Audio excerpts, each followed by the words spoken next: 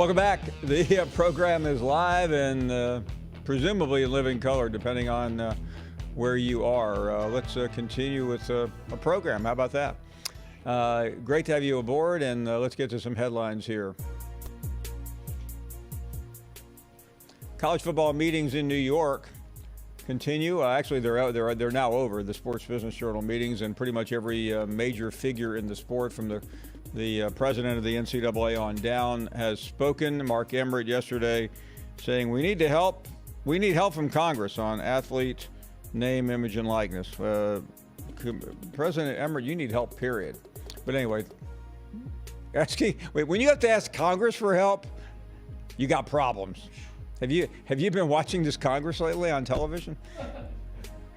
Anyway, the mental health of student athletes is a necessary operational investment in contemporary athletics. That's some of the comments from Greg Sankey earlier. He also was addressing this august group. It is a very serious subject, and Sankey has talked about this often and is extremely concerned.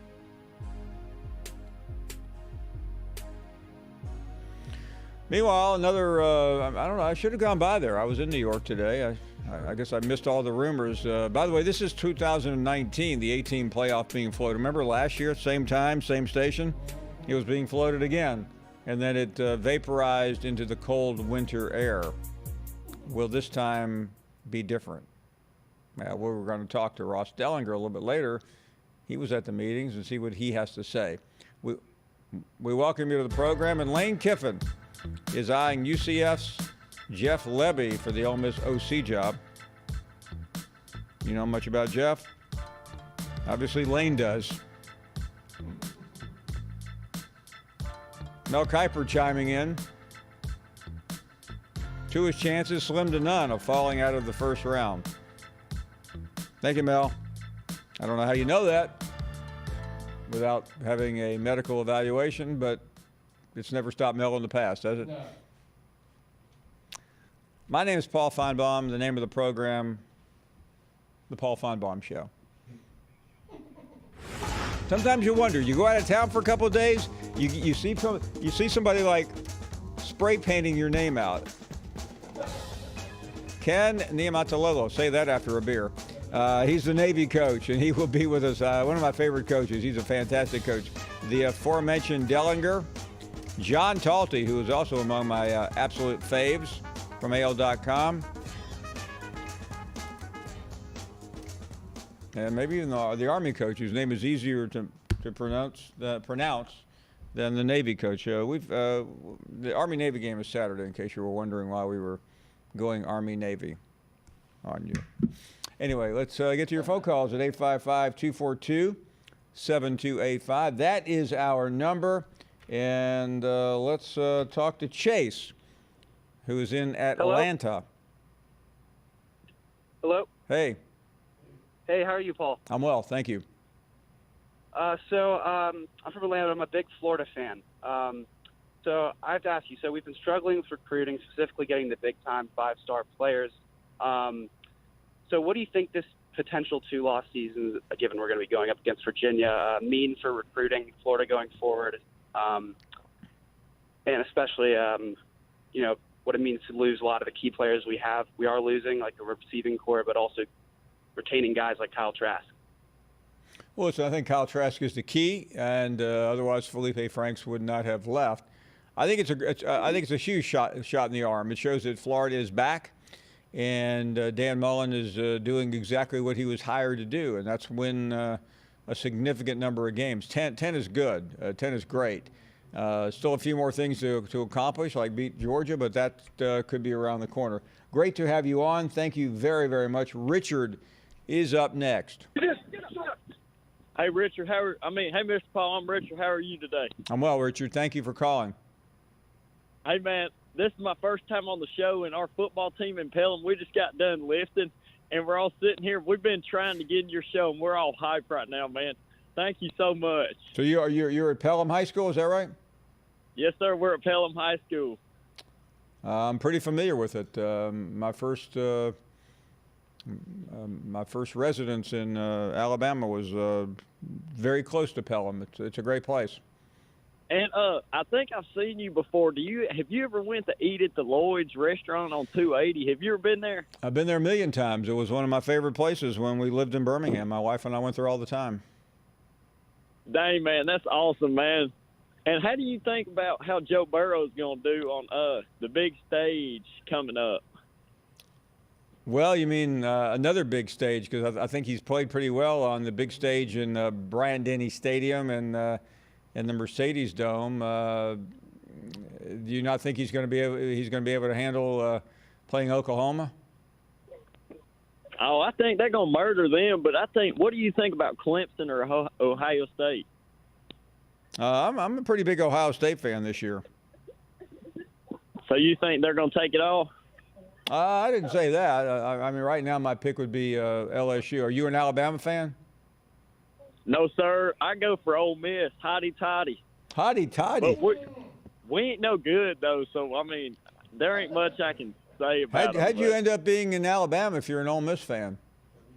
Alabama, well, like my great uncle, I used to live with him, and I had to come over here to be with family because, like, I don't know, it's just family situation. Okay, I hear. Listen, I get it. I got the same problem in my house.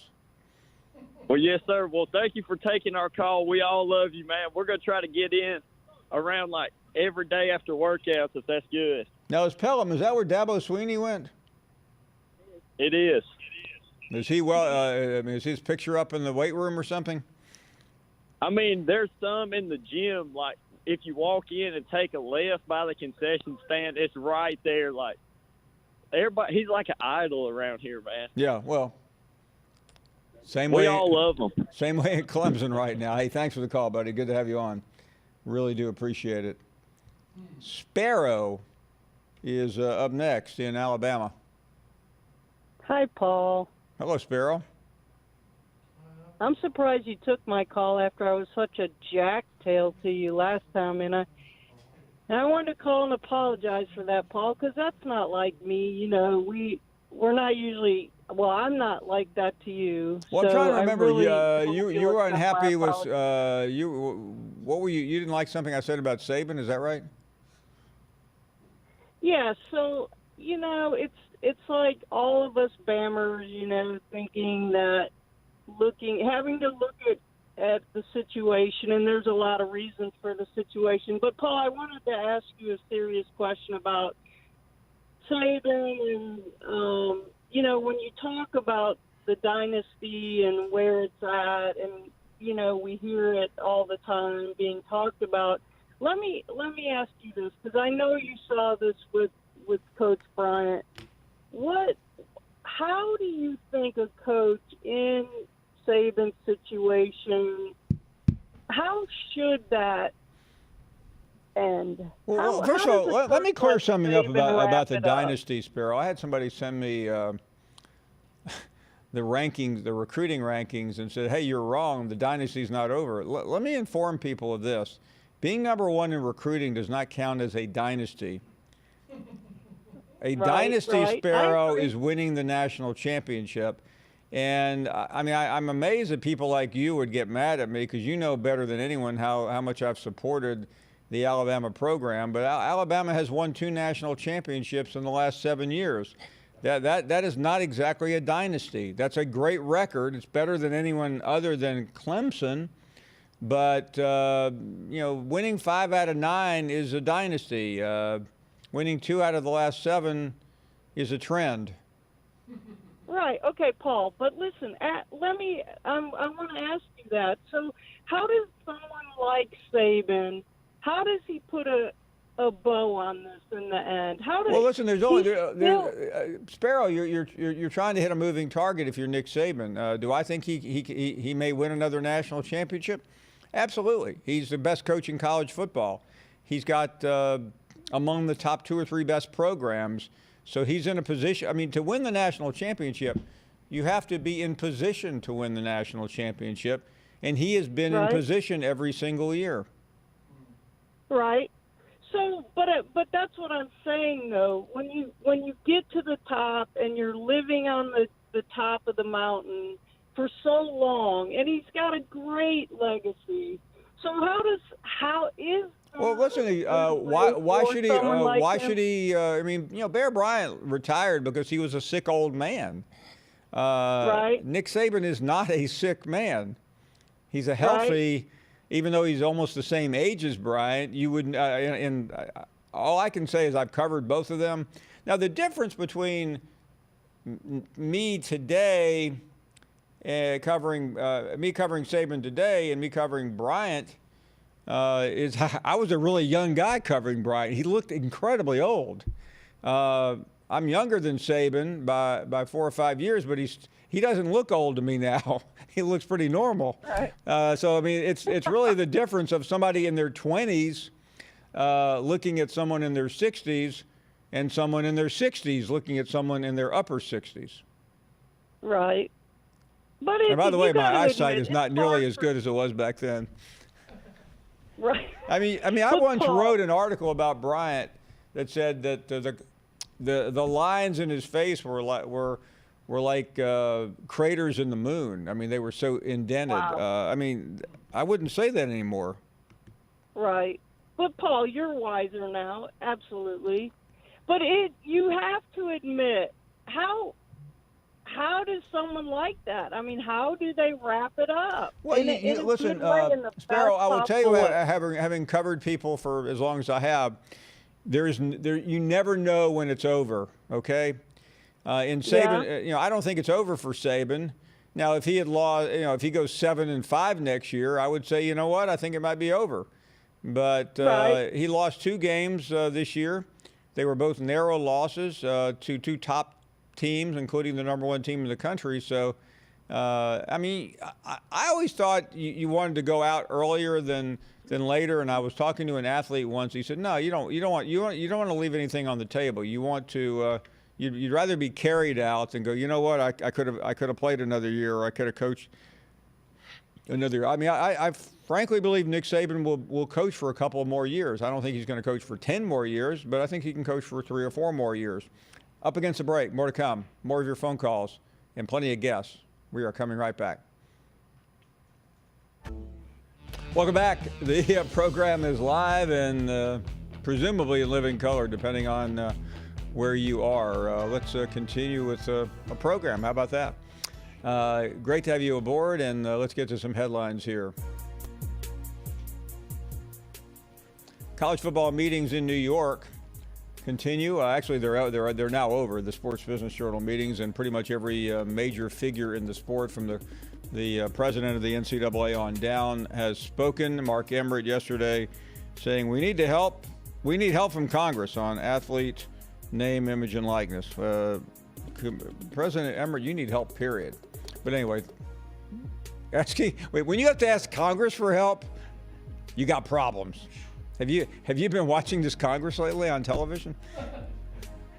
Anyway, the mental health of student athletes is a necessary operational investment in contemporary athletics. That's some of the comments from Greg Sankey earlier. He also was addressing this august group. It is a very serious subject, and Sankey has talked about this often and is extremely concerned.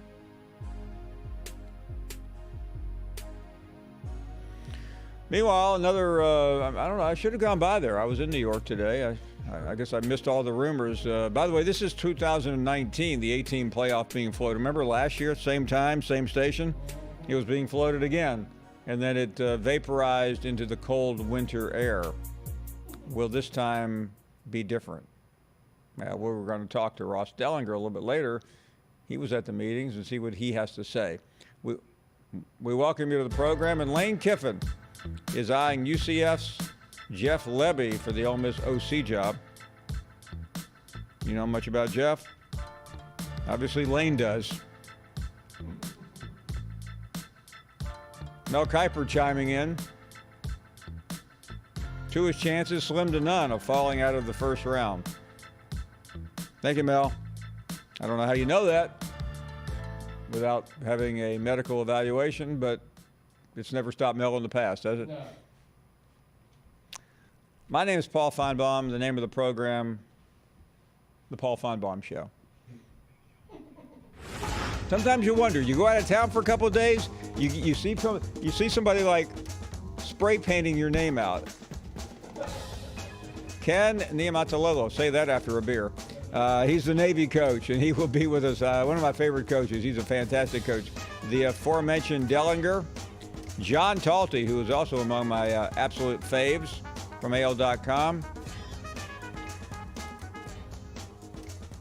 And maybe even the Army coach, whose name is easier to pronounce than the Navy coach. The Army-Navy game is Saturday, in case you were wondering why we were going Army-Navy on you. Anyway, let's get to your phone calls at 855-242-7285. That is our number. And let's talk to Chase, who is in Atlanta.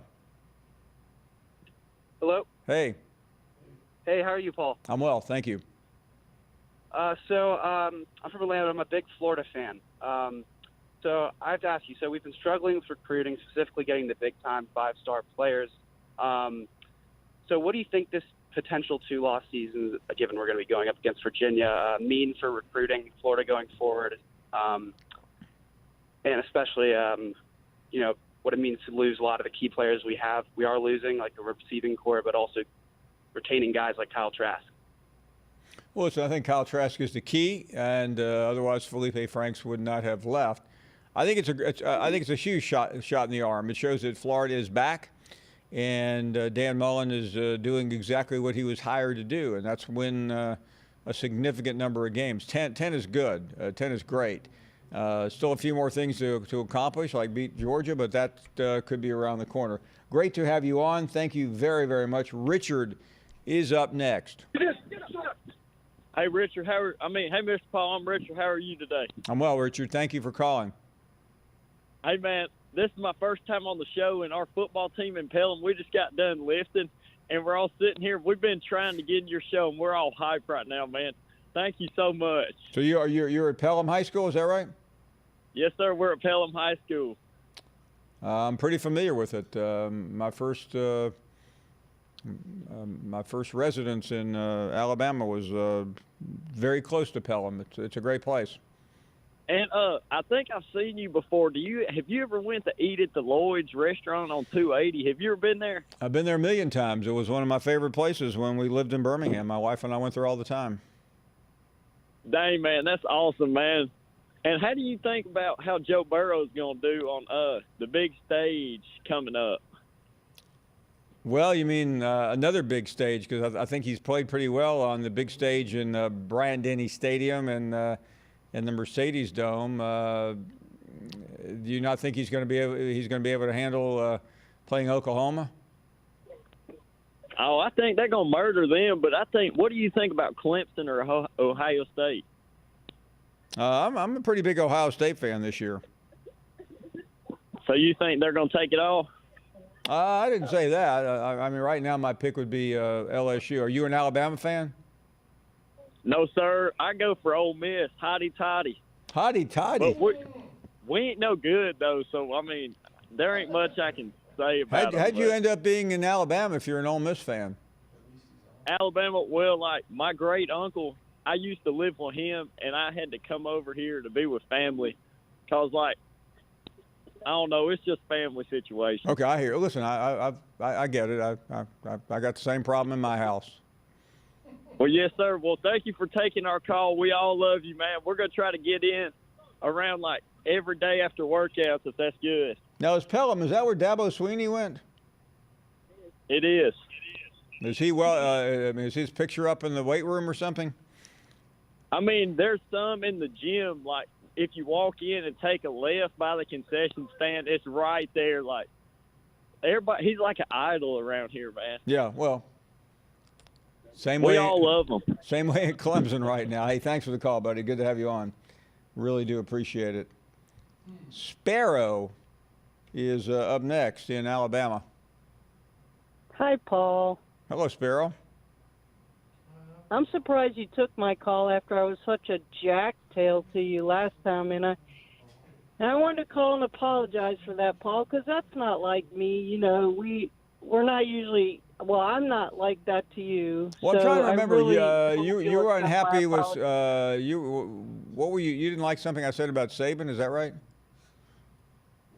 Yeah, so it's like all of us Bammers, thinking that having to look at the situation, and there's a lot of reasons for the situation. But Paul, I wanted to ask you a serious question about Saban, and when you talk about the dynasty and where it's at, and we hear it all the time being talked about. Let me ask you this, because I know you saw this with Coach Bryant. How do you think a coach in Saban's situation, how should that end? Well, first how of all, does a let me coach clear like something up Saban wrap about the it up? dynasty, Sparrow. I had somebody send me the rankings, the recruiting rankings, and said, "Hey, you're wrong. The dynasty's not over." Let me inform people of this. Being number one in recruiting does not count as a dynasty. A dynasty, Right. I Sparrow, agree. is winning the national championship. And I'm amazed that people like you would get mad at me, because you know better than anyone how much I've supported the Alabama program. But Alabama has won 2 national championships in the last 7 years. That is not exactly a dynasty. That's a great record. It's better than anyone other than Clemson. But winning 5 out of 9 is a dynasty. Winning 2 out of the last 7 is a trend. Right. Okay, Paul. But listen, I want to ask you that. So, how does someone like Saban? How does he put a bow on this in the end? Well, listen. There's only Sparrow. Still, You're trying to hit a moving target if you're Nick Saban. Do I think he may win another national championship? Absolutely. He's the best coach in college football. He's got among the top 2 or 3 best programs. So he's in a position. I mean, to win the national championship, you have to be in position to win the national championship, and he has been in right. position every single year. Right. So, but that's what I'm saying though. When you get to the top and you're living on the top of the mountain for so long, and he's got a great legacy. So how is Well, listen. Why should he? Why should he? I mean, Bear Bryant retired because he was a sick old man. Right. Nick Saban is not a sick man. He's a healthy, even though he's almost the same age as Bryant. You would, and all I can say is I've covered both of them. Now, the difference between me today, covering Saban today, and me covering Bryant, is I was a really young guy covering Bryant. He looked incredibly old. I'm younger than Saban by 4 or 5 years, but he doesn't look old to me now. He looks pretty normal. Right. So I mean, it's really the difference of somebody in their 20s looking at someone in their 60s, and someone in their 60s looking at someone in their upper 60s. Right. But And by the way, my eyesight admit, is not nearly as good as it was back then. Right. I mean, I once wrote an article about Bryant that said that the lines in his face were like craters in the moon. I mean, they were so indented. Wow. I mean, I wouldn't say that anymore. Right. But Paul, you're wiser now, absolutely. But you have to admit, how does someone like that? I mean, how do they wrap it up? Well, listen, Sparrow, I will tell you, having covered people for as long as I have, you never know when it's over. Okay, in Saban, I don't think it's over for Saban. Now, if he had lost, if he goes 7-5 next year, I would say, you know what, I think it might be over. But he lost 2 games this year. They were both narrow losses to 2 top teams, including the number 1 team in the country. So, I mean, I always thought you wanted to go out earlier than later. And I was talking to an athlete once. He said, "No, you don't want to leave anything on the table. You want to you'd rather be carried out than go. You know what? I could have played another year, or I could have coached another." I mean, I frankly believe Nick Saban will coach for a couple of more years. I don't think he's going to coach for 10 more years, but I think he can coach for 3 or 4 more years. Up against the break. More to come. More of your phone calls. and plenty of guests. We are coming right back. Today in Philadelphia, it's going to be pretty rough weather up there, I am told.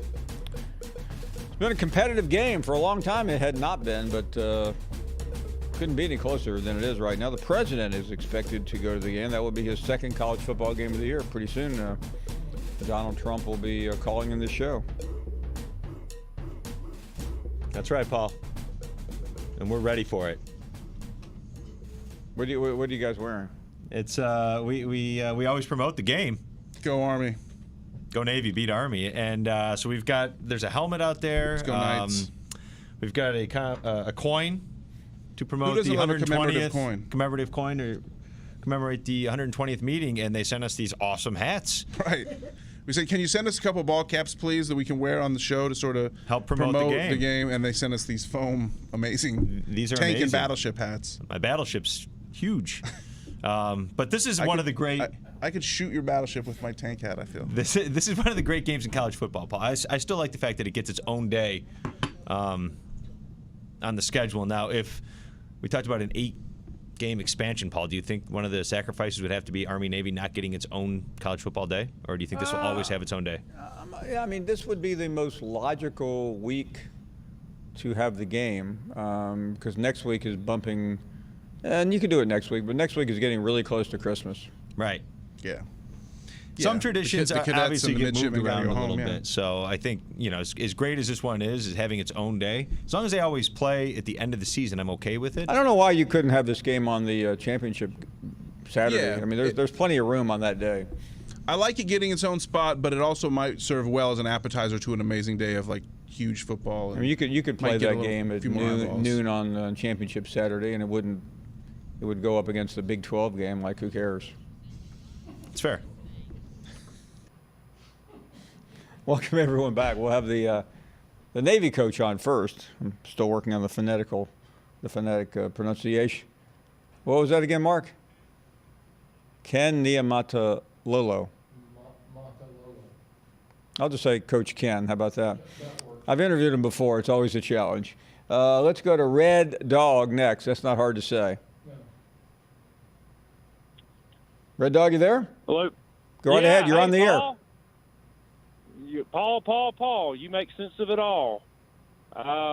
What happened? I mean, we went to the game, and then all of a sudden, it was a bad nightmare. No, it wasn't a bad nightmare. It's the annual head bashing that Kirby Smart has suffered every year that he's been there. Yeah. Well, not every year. We did beat Auburn. No, every year that Kirby has been there, I believe that they have lost badly to some team. No, we won the SEC championship in 17. Yeah. We beat Auburn in the SEC. Yeah, but we lost out. Hey, Red Dog, don't give me Red Dog. I'm talking about the game at Auburn that you lost by 3 or 4 touchdowns. Okay. Oh yeah, I remember that. Yeah.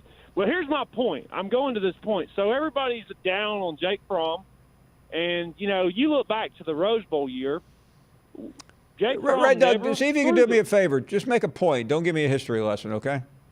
Okay, my point is until we get back running the football again, where we can get 200-plus yards a game, we ain't going to beat anybody. And that was our problem. You can't. Georgia is tailback. We're never going to beat anybody with a pass. We got to run the football. Okay. And you're. Why don't you call Kirby? You've always told me how close friends you are with him. Well, I think Matt Luke's going to help that. What are your thoughts on that? I don't know. I think Sam Pittman's committing career suicide. But he's going to be a rich man because of it. He may be on the SEC Network in 3 years. Who's Sam Pittman? Yeah. Isn't that where? Did y'all hire? I just hope I am. Yet? Huh? I just hope I'm here in 3 years. Paul. You are the SEC Network, Paul. Without you, it'd be the Big Ten Network. You know that. And the ACC Network. Mark, it could be the ACC Network has gotten very interesting. It seems like they're taking a lot of shots at us. Who, ACC Network? Yeah, one of their morning hosts went after Vince Thompson today. Oh, really? Well, I'm glad Clemson finally beat a top 25 team to legitimize their playoff spot. They've really, Thanks for the call. Dan is up next in Louisiana. Thanks, Paul, for taking my call. Thank you. Paul, wow, it's been pleasant here lately without the Alabama callers calling in and the Florida callers calling in, banging their chest. And, I just wanted to say it's been kind of pleasant the last it really is interesting what happens when it's, I'm not a deer hunter, but, they always talk about the winnowing process of getting the deer thinned out. I'd say the Alabama fans have been thinned out right now because, the Alabama fans either call in to talk about how the dynasty's not over, or they call in to talk about how much they're rooting against LSU. Wow. That's bad, isn't it?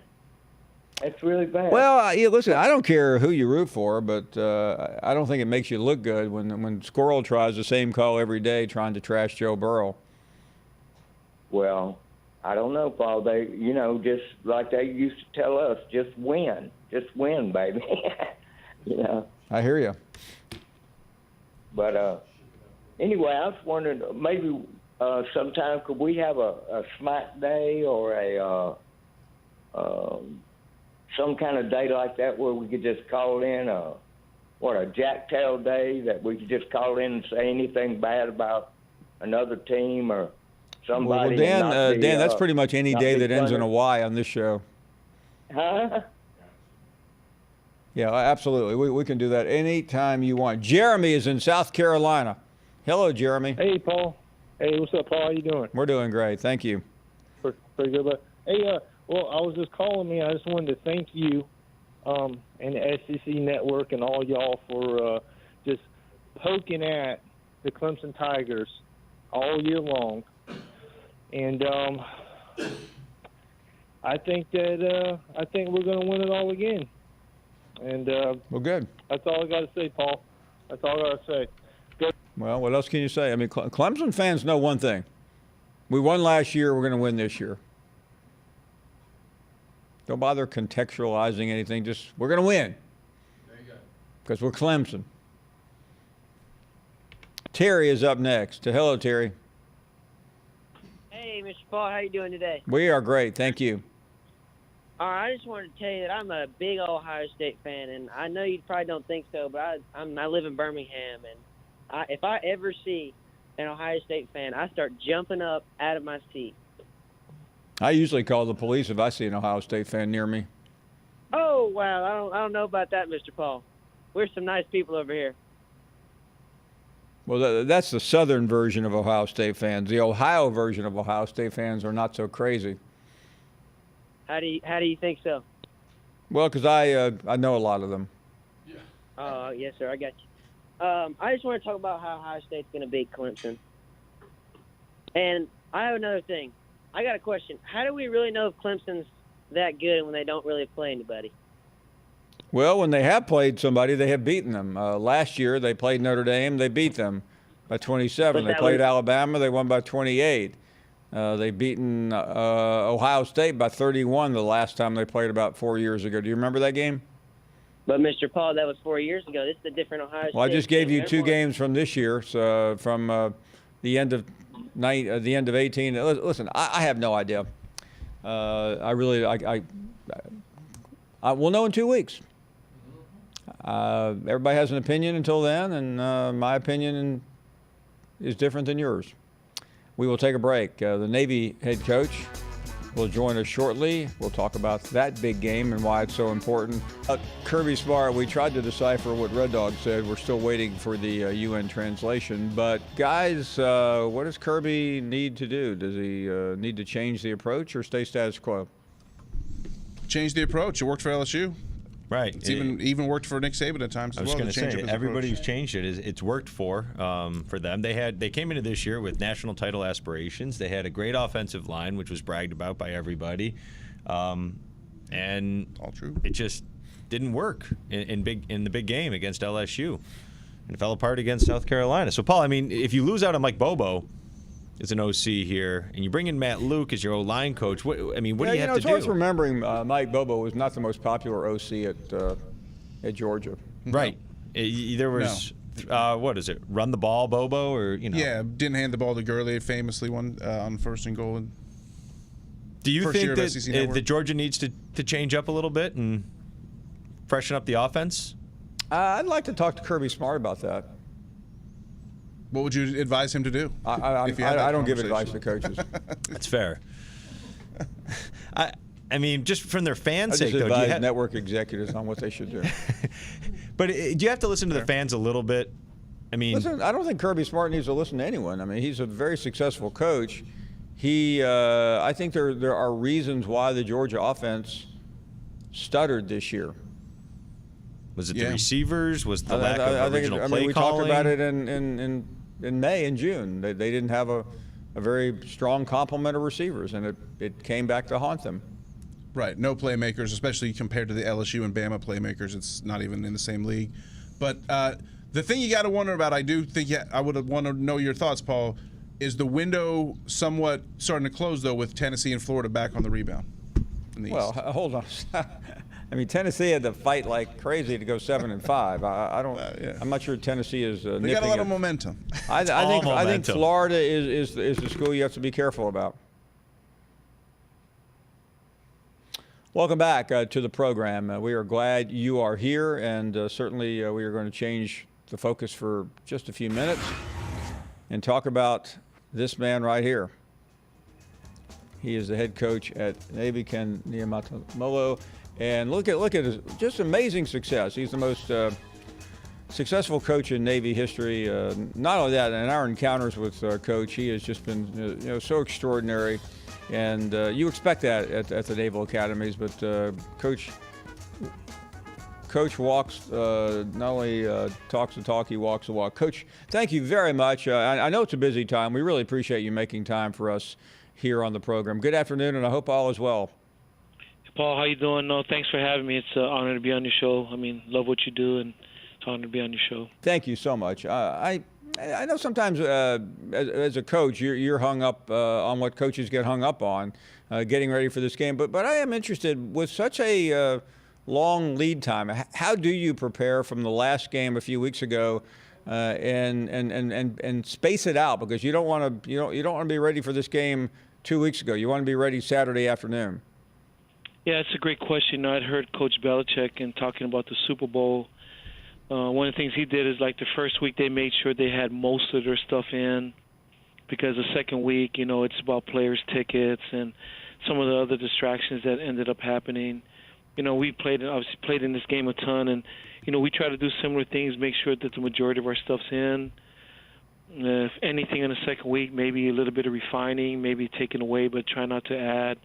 The coaches were the worst at meeting and to continue to add things and make things more difficult. And, sometimes you get in a meeting, I always find it interesting, you're in there so long, and then you talk about a call, and then you look, wait a minute, didn't we call it something else? You can change the same call, but you're in there for 3 hours, and you might have called it bird, and by the end of the meeting, you're calling it cat, and it's the same thing. And so just be careful when you're, these kind of games, you want to win so bad.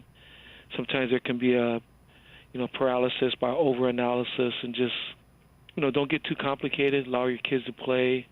Make sure you have a sound game plan, but try not to do too much.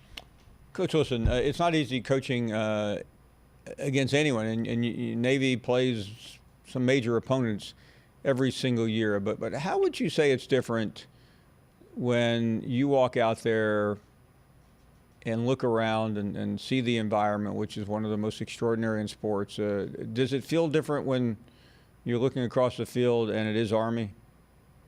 It's always different. I mean, when you see them over there, when it's your rivals, things change. It's still the football game, but when it's your rivals on the other side, things always change. I've been in this game for so long, Paul. Everything's different. I remember one year, we're in, pregame, and we're having, 7-on-7 Skelly pass, and, President Bush is walking in between drills, and they got, Secret Service people over there. And, how do you tell the president to get off the field? He's going to get run over. You're just like, okay, guys, we'll just hold on. Don't run your curl route into him. Just kind of let him walk around and shake people's hands. but I mean, there's no other games that happen. You know, you got the president, you know, at pregame, and you know, you see Secret Service people. I remember one of my first games as a young coach. You know, there are guys, you're always trying to get guys behind the line because the referees are always yelling at you. And there was one guy, he had a long coat on, and I looked at him, and I was about to yell at him, but you know, I saw, you know, one of those wire things coming out of his ears. You know, so I didn't know what kind of weapons he had under his jacket. I figured, like, you know what, I'll just let him stand in front of the white line. I'll just move down to the 25 and get away from that side. But it's different. I mean, there are things that happen at game that don't happen at any other game. And I bring this up because, I mean, you play a really healthy schedule. You played Memphis this year, a team that's going to a major bowl game. You play Notre Dame. So, I mean, this is not the only big game you play all year. You play a lot of big games, but it is different. And I'm interested. Of course, by the way, the president, we are told, is going to be there on this Saturday as well. He's been to the game before. And every president is different. But in terms of that part of it, I know I'm getting after the fact, but going to visit the White House after a win has to be pretty satisfying, doesn't it? Well, it means everything for our program. You know, winning Commander-in-Chief Trophy, obviously we're Service Academy, and so it means everything. That's our number one goal, to beat Air Force and beat Army. You know, we're halfway there. We got our biggest one coming up. And so it's everything. I mean, you know, rivalry games are big. Obviously, there are a lot of great ones throughout the country. But for Navy to beat Army is everything for us. And, you know, our kids are looking forward to it. But it definitely is special being able to go to the White House, you know, receiving those kind of awards. It's unique. I mean, for us, you know, national champions, you know, get to go to that. And the CIC winner, you know, winning the Commander-in-Chief Trophy. So we know it's an elite group, and we don't take any of that for granted. Coach, this is a talk show that delves into college football all the time, and we understand the rivalry. But what is your personal relationship like with Coach Monken? Because, I mean, you guys have to be examples. I mean, no matter what you're thinking about during the game, you can't let that affect the image of both programs, can you? It's a great question, Paul. I mean, just, you know, I've known Jeff for many years. We were graduate assistants together at the University of Hawaii. We both started our careers together 30 years ago. I have, you know, great respect for him as a person, as a coach, know his family. But as far as ball, it's ball. I mean, this isn't, you know, it's not like we're going to come, you know, at the 50-yard line and, you know, dust off white gloves or anything like that. I mean, it's, I mean, I'm trying to beat the crap out of him. I mean, it's just, you know, when it's all said and done, when I'm retired and he's retired, maybe we can think about these games. But right now, he's a good friend of mine, but he's the head coach at Army. I'm the head coach at Navy, and I don't see it any other way. And, you know, I'm not going to be disparaging or anything, but football is a freaking competitive sport, man. And just, it can't be any other way. If you lose any ounce of competitiveness or any ounce of getting soft or feeling sorry for anybody, you're not going to last long in this profession. I think sometimes people look at me just maybe, you know, laid-back guy from Hawaii. I'm trying to rip your throat out in this game. I mean, there's no other way you can survive in Division I football. There's too many good teams, too many good coaches. Everybody's got dining facilities. Everybody's got nice recruiting places. If you let your foot off the pedal at all, you'll be in another profession. I mean, this profession is way too competitive, even for the service academies. Don't be misconstrued. These admirals and people, they want to beat them. And, you know, they might be nice to you and stuff, but if you lose to them too many times, you know, I'll be back in Hawaii driving a bus. Well, Coach, and certainly, you know, you've had a lot of success in the game lately. It's gone the other way. But when you run into the brass, and I don't mean to be disparaging, but that's what they're often called. What type of advice or comments do you get from the people that are the most respected and revered in your class, department and in your class of Army and of the military. I mean, because you don't want to run it into a top admiral and after a loss, do you? Well, yeah, they can be pretty intimidating, but when you talk to them and they talk to the team, I mean, these guys are leaders of men. They've led people into combat, and if there's anything that they're great leaders. And so they know what to say to people. They know what to say to teams. There have been years where, several generals or admirals have spoken to our team, a commandant of the Marine Corps, and they do a great job because they know how to motivate people. They know how to inspire people. That's what they do for a living. It's what we do as coaching to help guys on the field to perform better. But these guys do it from a life and death situation as far as trying to motivate people. So anything they say are always of relevance. But sometimes, not every team's the same, Paul, and so some teams I feel like, it'd be good if they would come and talk, or the general or the commandant of the Marine Corps would come and talk. But sometimes I feel like, they know what time it is. This team doesn't need, 92 more motivational speeches. And this year it's like that. I feel like this team, they're a pretty mature team. They know what time it is. We don't need, 42 different motivational speeches. We just need to play, and that's kind of the approach that we've taken this year with this team. Coach, just off the subject of this game for a second, obviously you're from Hawaii, you played at Hawaii, and we've gotten a lot more familiar down here with that culture, with Tua, certainly Mariota. So many great players have come out of there. What does that mean to you to see your state starting to produce so many great players that are all over the country, for that matter? Well, we feel like, Paul, there's always been great players there. And when I grew up, the majority of the good players stayed on the West Coast, maybe USC or Washington, didn't go much further than that, and maybe to Arizona State and stuff like that. And, Manti, we're from the same hometown, Manti Tell, and he went to Notre Dame. I think Tua and Marcus, like you said, Marcus going to Oregon, Tua going to Alabama, obviously. We feel like there have always been good players. Obviously when you go to a program like Alabama, you're going to get a ton of exposure, but just feel a great sense of pride that he's able to do it at the highest level and perform at a high level. He comes from a great family. Tua does, great people. Just excited, just proud of them. And I think of all the things that I think about for him, Paul, is just I watch him.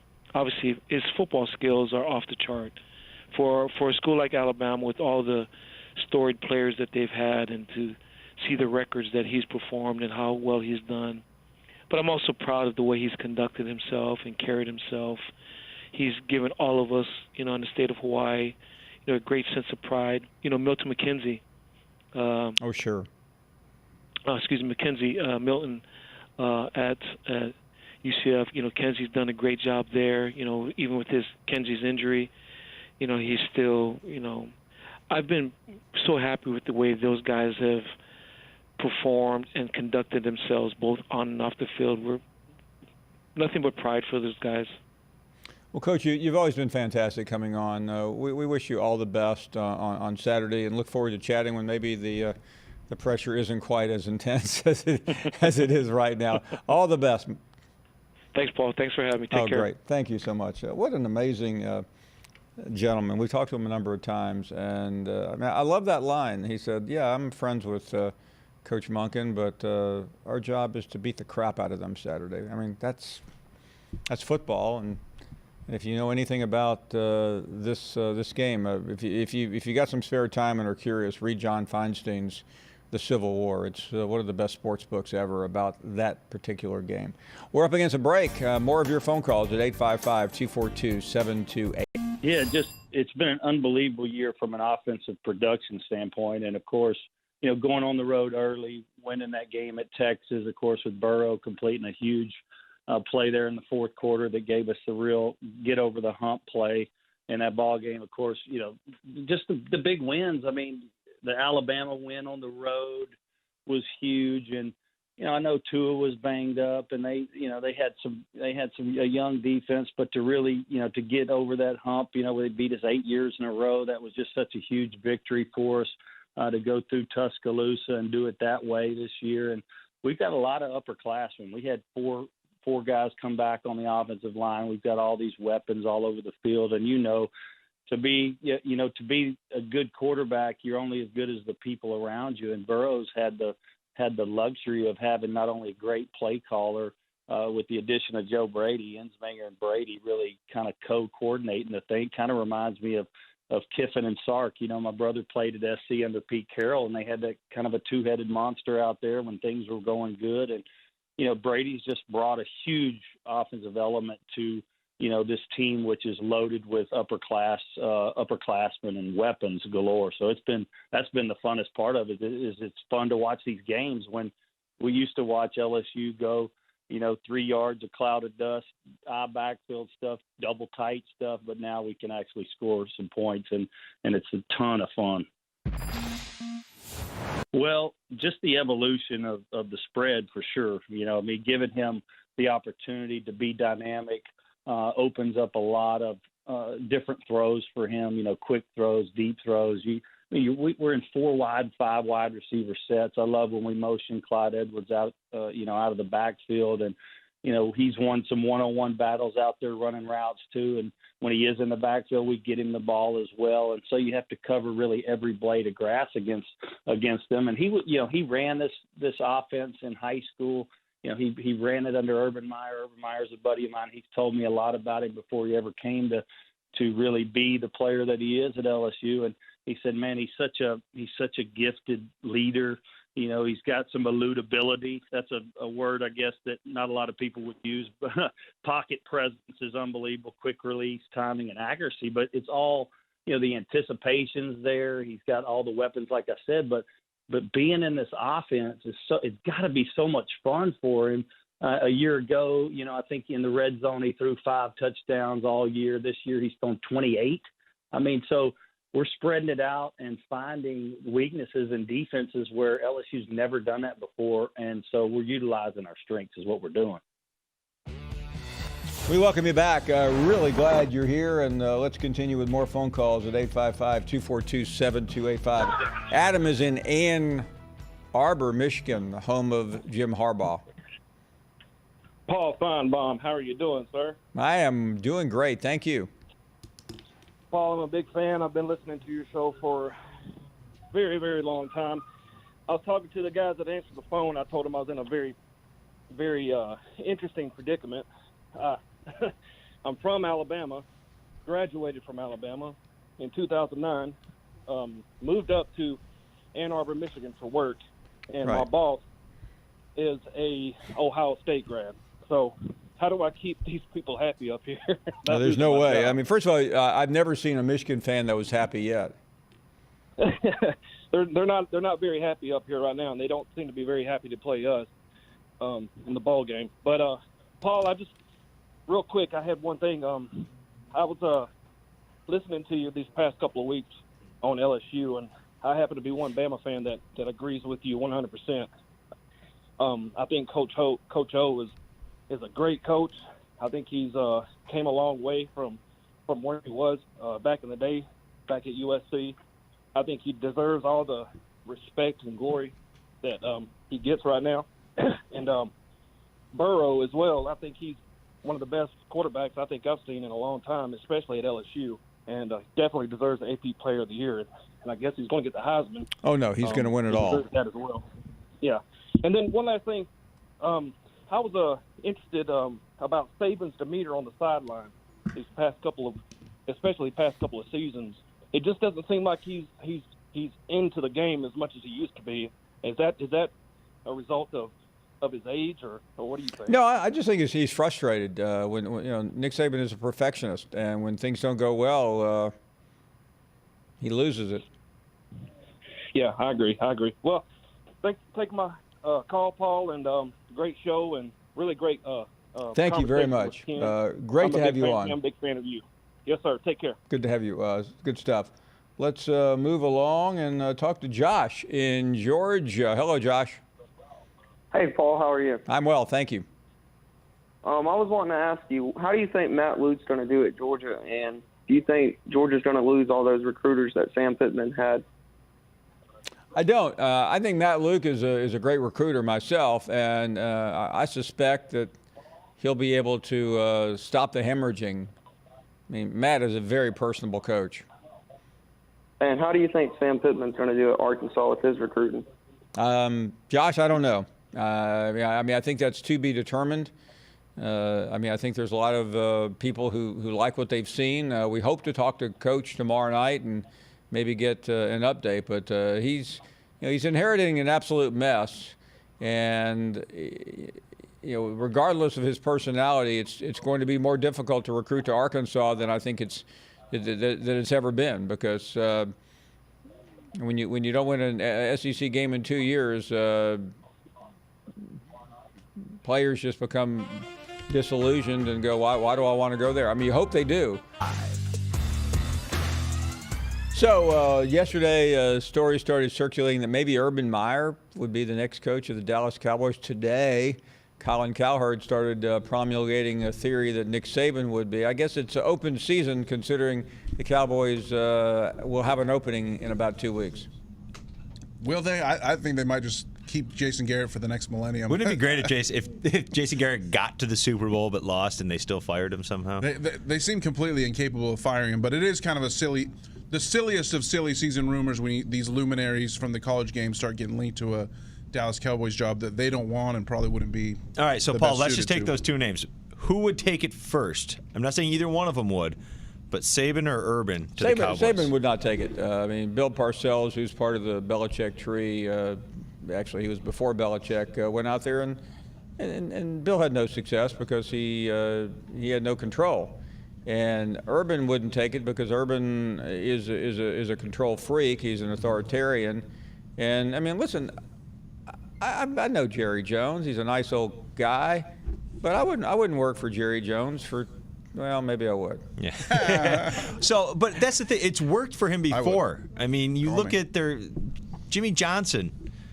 Switzer. Yeah, but you got to remember when Jimmy Johnson was hired, we didn't know Jerry Jones was as bad as he is. And it's also worth remembering that Jimmy Johnson and Jerry Jones were college teammates. Right. They certainly had the history, and so you think when they start working together, it would last for years and years and years, and it only lasted for a couple Super Bowls, though. I mean, nothing lasts with Jerry Jones. Well, that's what I'm saying. Other than his arrogance and his absolute abysmal shepherding of a pro football team. Good. Let Urban get in there and take some control of that. No chance. I think it would be great. Zeke's there. He's got his Garrett. guys. He's never firing Garrett, ever. He's definitely going to fire Garrett. And besides, I think Dan Mullen's a better possibility than Urban.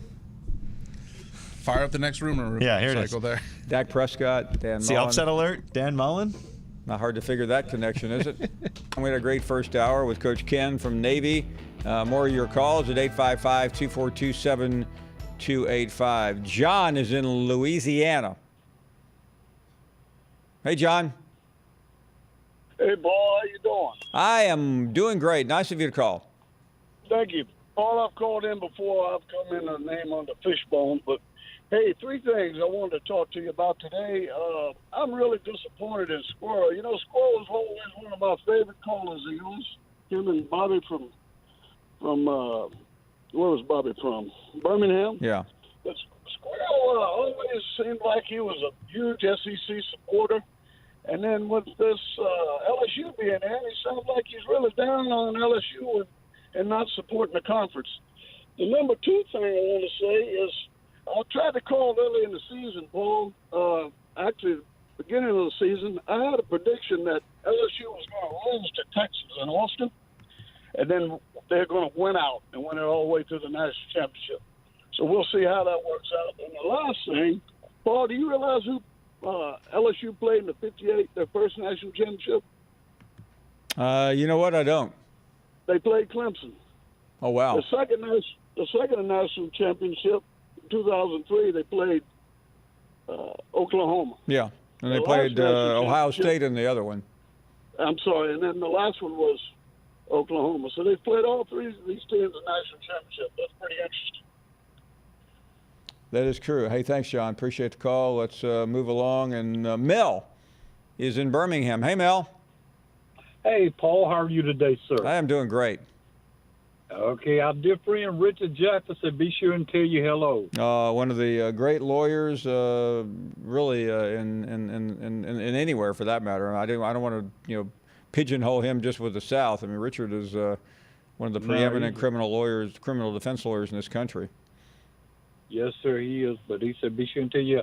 Just a quick comment, Paul. First of all, I wanted to thank you for your piece you did, or the segment rather, on the 150 years of college football in the South.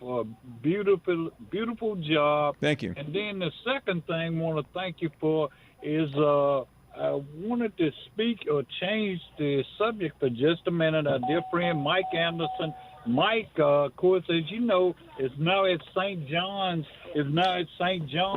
And Mike is doing extremely well. He is, Mel. I'll tell you what. I've been in New York all fall for a couple of days, and he had a game the other day. I was going to try to get out to see, and I couldn't get out there. But I mean, the New York media has been promoting him extensively. He's off to a great start. Yes, sir, he is. And he's 9-2. Yeah. They played Brown 2 nights ago. Right. And, of course, most people don't realize, Paul, that Mike has never had a losing season as a head coach. And so, but a mutual friend of yours and mine, I've known Mike for over 30 years. No, Mike's fantastic. And he's going to do extremely well. And I was teasing him, and I'll hang up after this comment. I was teasing him that I'm going to have to make him his own Lou Carnesecca sweater for the beginning of the Big East season. But he's going to bring excitement and the thrill back to Big East basketball. And I said to Mike, the Lord, you're a great coach. Just be patient, my friend, and the Lord going to surely work things out for you, and he has. Well, now you made me feel bad. I didn't run out to. They played in the Garden the other day, but I was. Yes, sir. But I've kept up with them very closely. Hey, Mel, thank you very much. Really nice of you to call. Doug is in South Carolina. Hello, Doug. Hey, Paul. How you doing today? We are great. Well, it's no longer a rumor. What's happened down here in South Carolina is they've lowered Muschamp's pay a little bit, I understand, and lowered his buyout. And I think they give him about one more year, and if he don't straighten up and fly right, he's going to be out of there. Yeah, listen, he survived this year because, he's got a lot of support in Ray Tanner, who I think is a really good athletic director. And, Ray stuck with him. But next year, if the record is subpar, he's not going to survive. No, if he hasn't done nothing by mid-season, I think he'll be out of there. No doubt. And concerning the college football playoffs, I'm a Clemson man, and I know you like Alabama, and I thank God we live in a country where we can pull for who we like, and we can always be civil to one another. Some of these guys that call in your show, like that guy from Alabama, I think it's Ray or whatever his name is, always cussing and stuff. There's no need for any of that stuff. You have kids that watch this show, and you have decent people that watch this show, and they don't. We're here to talk about football and get expertise from you. We're not here to cuss at one another and act like a bunch of fools. It's funny, Doug. Early this morning, I was leaving LaGuardia up in New York and ran into a pilot who is a Clemson fan. He lives in Greenville and's got a house on the lake in Clemson. We had a long chat, and he says he watches all the time. And listen, I told him. He said, "What do you really think of Dabo?" I said, "I really like Dabo. Just don't tell anybody, okay?" Yeah, well, Dabo's a likable guy, but you got to have your opinion, and you get paid by ESPN to be a Southeastern Conference guy, and that's your job. That don't mean you can't like other teams. It just means that when it comes to Southeastern Conference, that's where you need to have your field of expertise. And, your fans, we get it.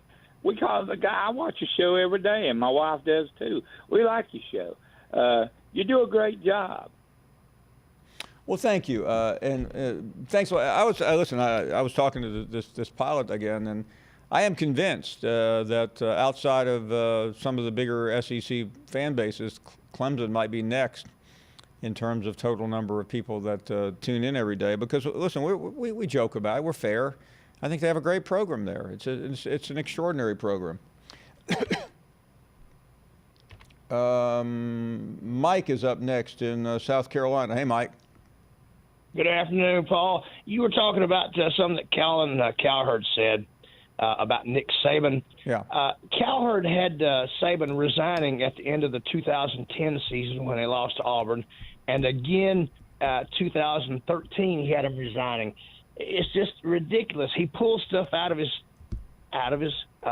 shoe, just to get people riled up and watching his show.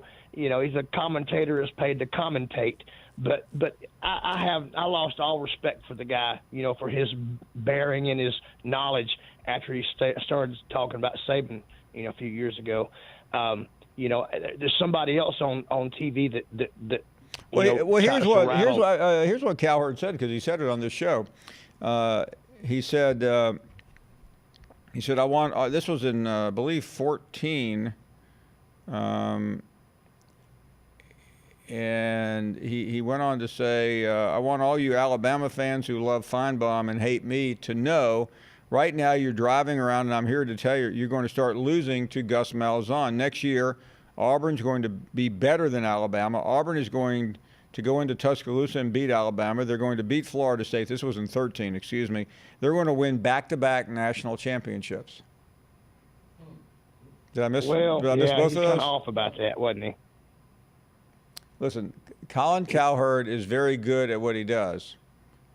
He got you to call in here to talk about him. Mike is up next in Macon. Hey, Mike. Hey, Paul. Thank you for taking my call. Paul, you just had me laughing at the comment on it. I was listening to you and Dan I'm choked up talking about Colin early. Cowherd.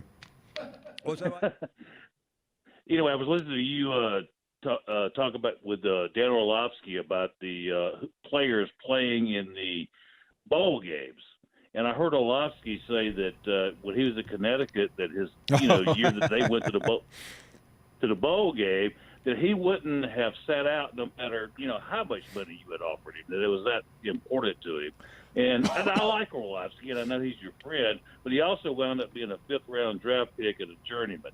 Well, what he said was, he said, listen, I felt like by winning the bowl game when I was there, we put UConn on the map, and I asked him. I said, apparently that was written in disappearing ink.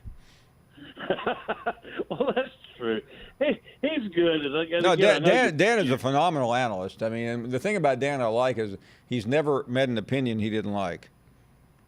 Well, I juxtapose that with when you were just talking about Jerry Jones, and I think that was maybe during the radio break. But anyway, you said, I wouldn't work for Jerry Jones no matter how much money, and then you paused.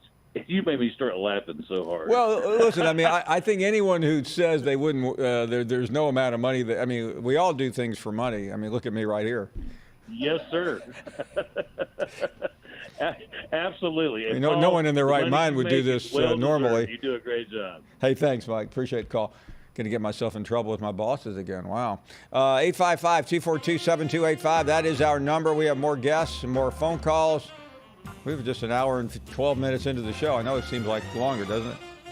Ross Dellinger from Sports Illustrated is on deck. And we welcome you back to the program. Really excited to welcome in Ross Dellinger from Sports Illustrated. He's been in New York covering Sports Business Journal conferences where there has been a lot of chatter about maybe expanding the playoff. Ross, thanks for the time. Take it from the top. What have you heard, and what does it all mean?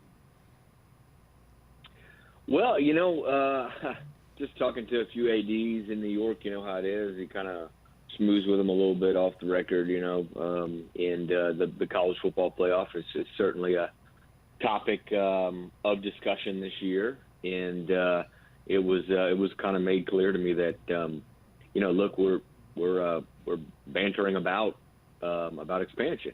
There's some banter there about an 8-team playoff, and one specific model is kind of one that has gained traction, I think, with a lot of people. And not to say this is going to happen today or tomorrow or even next year, Paul, but it's something that's being discussed. You know, these things are like, it's like a bill in Congress. You know, it takes a long time for it to happen, and I would think that this would be the case also. But it's an 18 playoff with 5 automatic bids for the Power 5 champions and 2 at large and 1 maybe for the group of 5. Where would you guess the support is coming from? Who? I mean, you may not be able to name names. But what kind of people are we talking about here? Well, I think, and I saw some stuff even earlier today from Larry out there at the Pac-12. Larry Scott, yeah. And, Larry Scott, yeah, they've been now missing 3 straight playoffs, and so when that happens, I think you want it to expand. But I think even ADs that are non-SEC ADs and then maybe non-ACC, since they get in it with Clemson and Alabama, LSU, Georgia every year.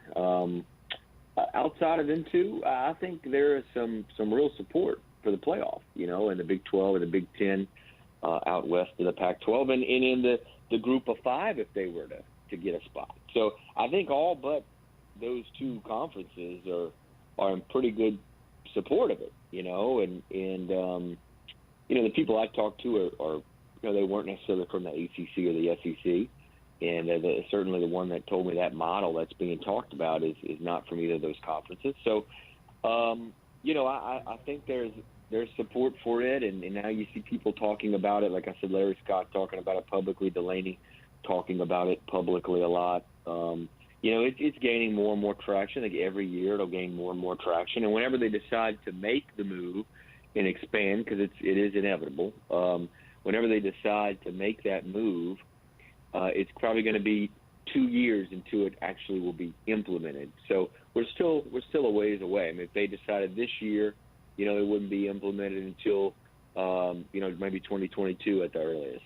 Yeah, I mean, we're at the halfway point of this contract. I mean, do you think it's possible or likely it will come before the contract expires? And what I mean by that is 2 years before, because of the implementations.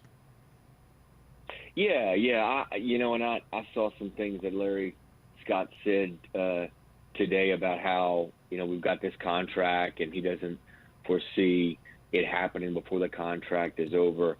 Let me tell you, Paul, and this is where people aren't don't want to go publicly on the record, but people will go unattributed on it. And I can tell you, I talked to one AD in specific who said, "Look, we're gonna say that on the record. Like we can't do it until the deal is done, but really, realistically, the deal can be amended, and we can do it before the deal ends. And I'd expect at some point before the deal ends, I would honestly expect it to happen."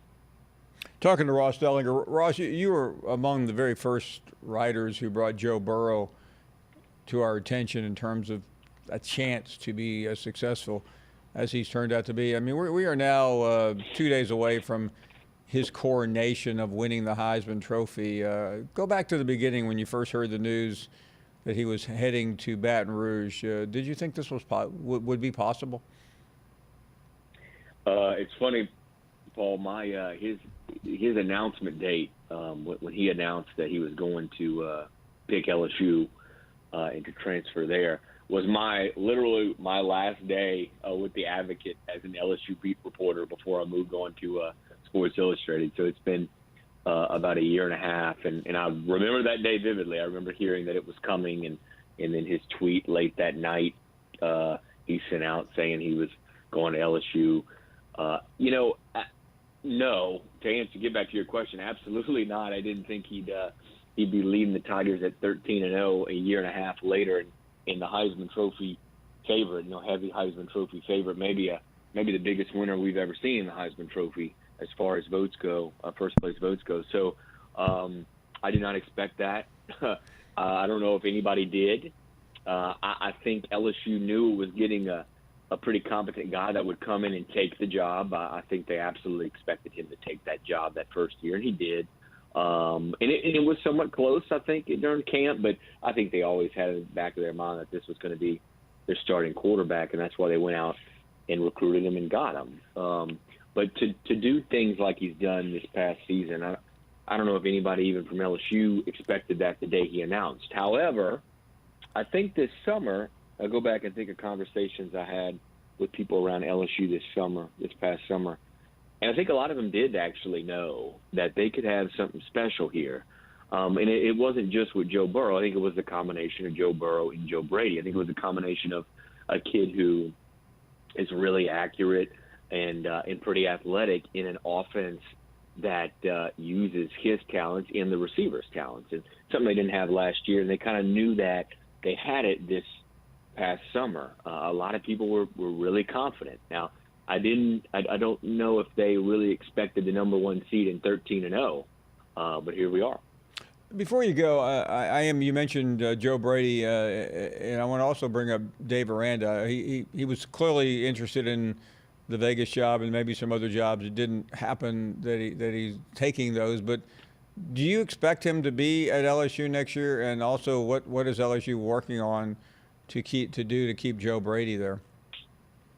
Yeah, it's certainly when you're 13-0, you're doing a heck of a job, and in a lot of ways on both sides of the ball. I know LSU's defense taking some flack this year just because of the high bar that it always hopes to exceed to. When you're good on both sides of the ball and you're the number one seed, you're going to have people come calling. And Dave Aranda did interview at Colorado State. He interviewed at UNLV as well. That should tell you right there, this is more than about money, because he's not probably going to get. I don't know if he's going to get from either one of those programs $2.5 million a year.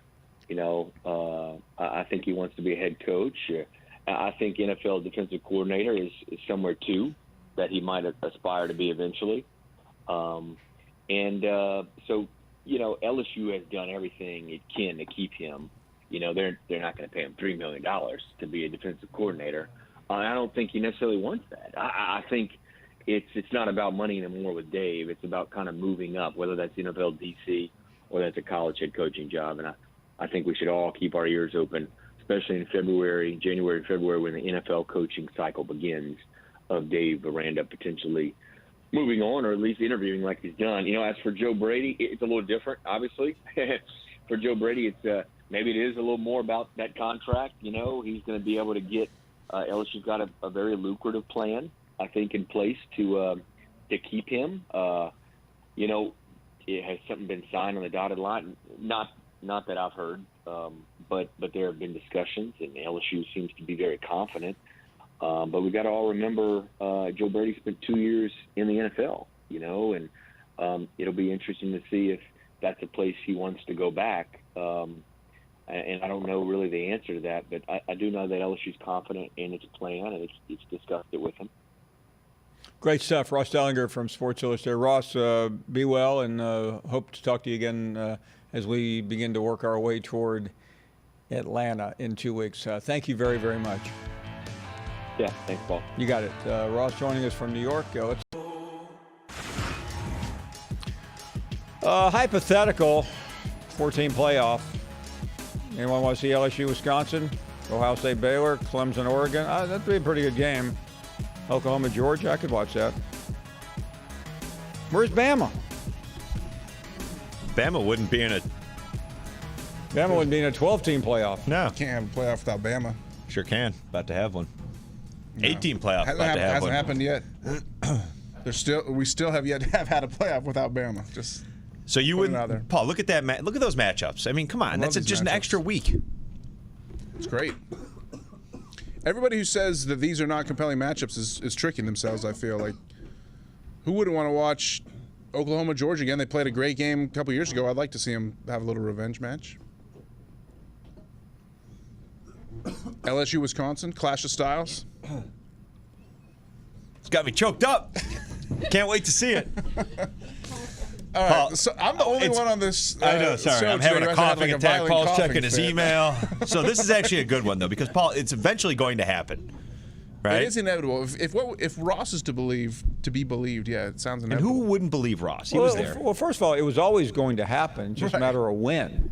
Right. So, I mean, if we see this and you see somebody, I get it. The Pac-12 doesn't hold a lot of clout with college football right now. But Mark, listen, I'm not trying to rain on the. It's not going to happen anytime soon. We went through this last year. Greg Sankey spoke on it today in New York. He said he doesn't see a tremendous appetite. This is just a bunch of sports guys hearing what they want to hear. This contract will not be addressed until Bill Hancock and the commissioners decide they're ready to address it. But when? Probably in about 4 years. Ross got my hopes up, Paul, and now you just dashed him. Well, because you have to listen to what these commissioners really say. That's fair. I mean, I think there is a thirst for it from the fans, though, right?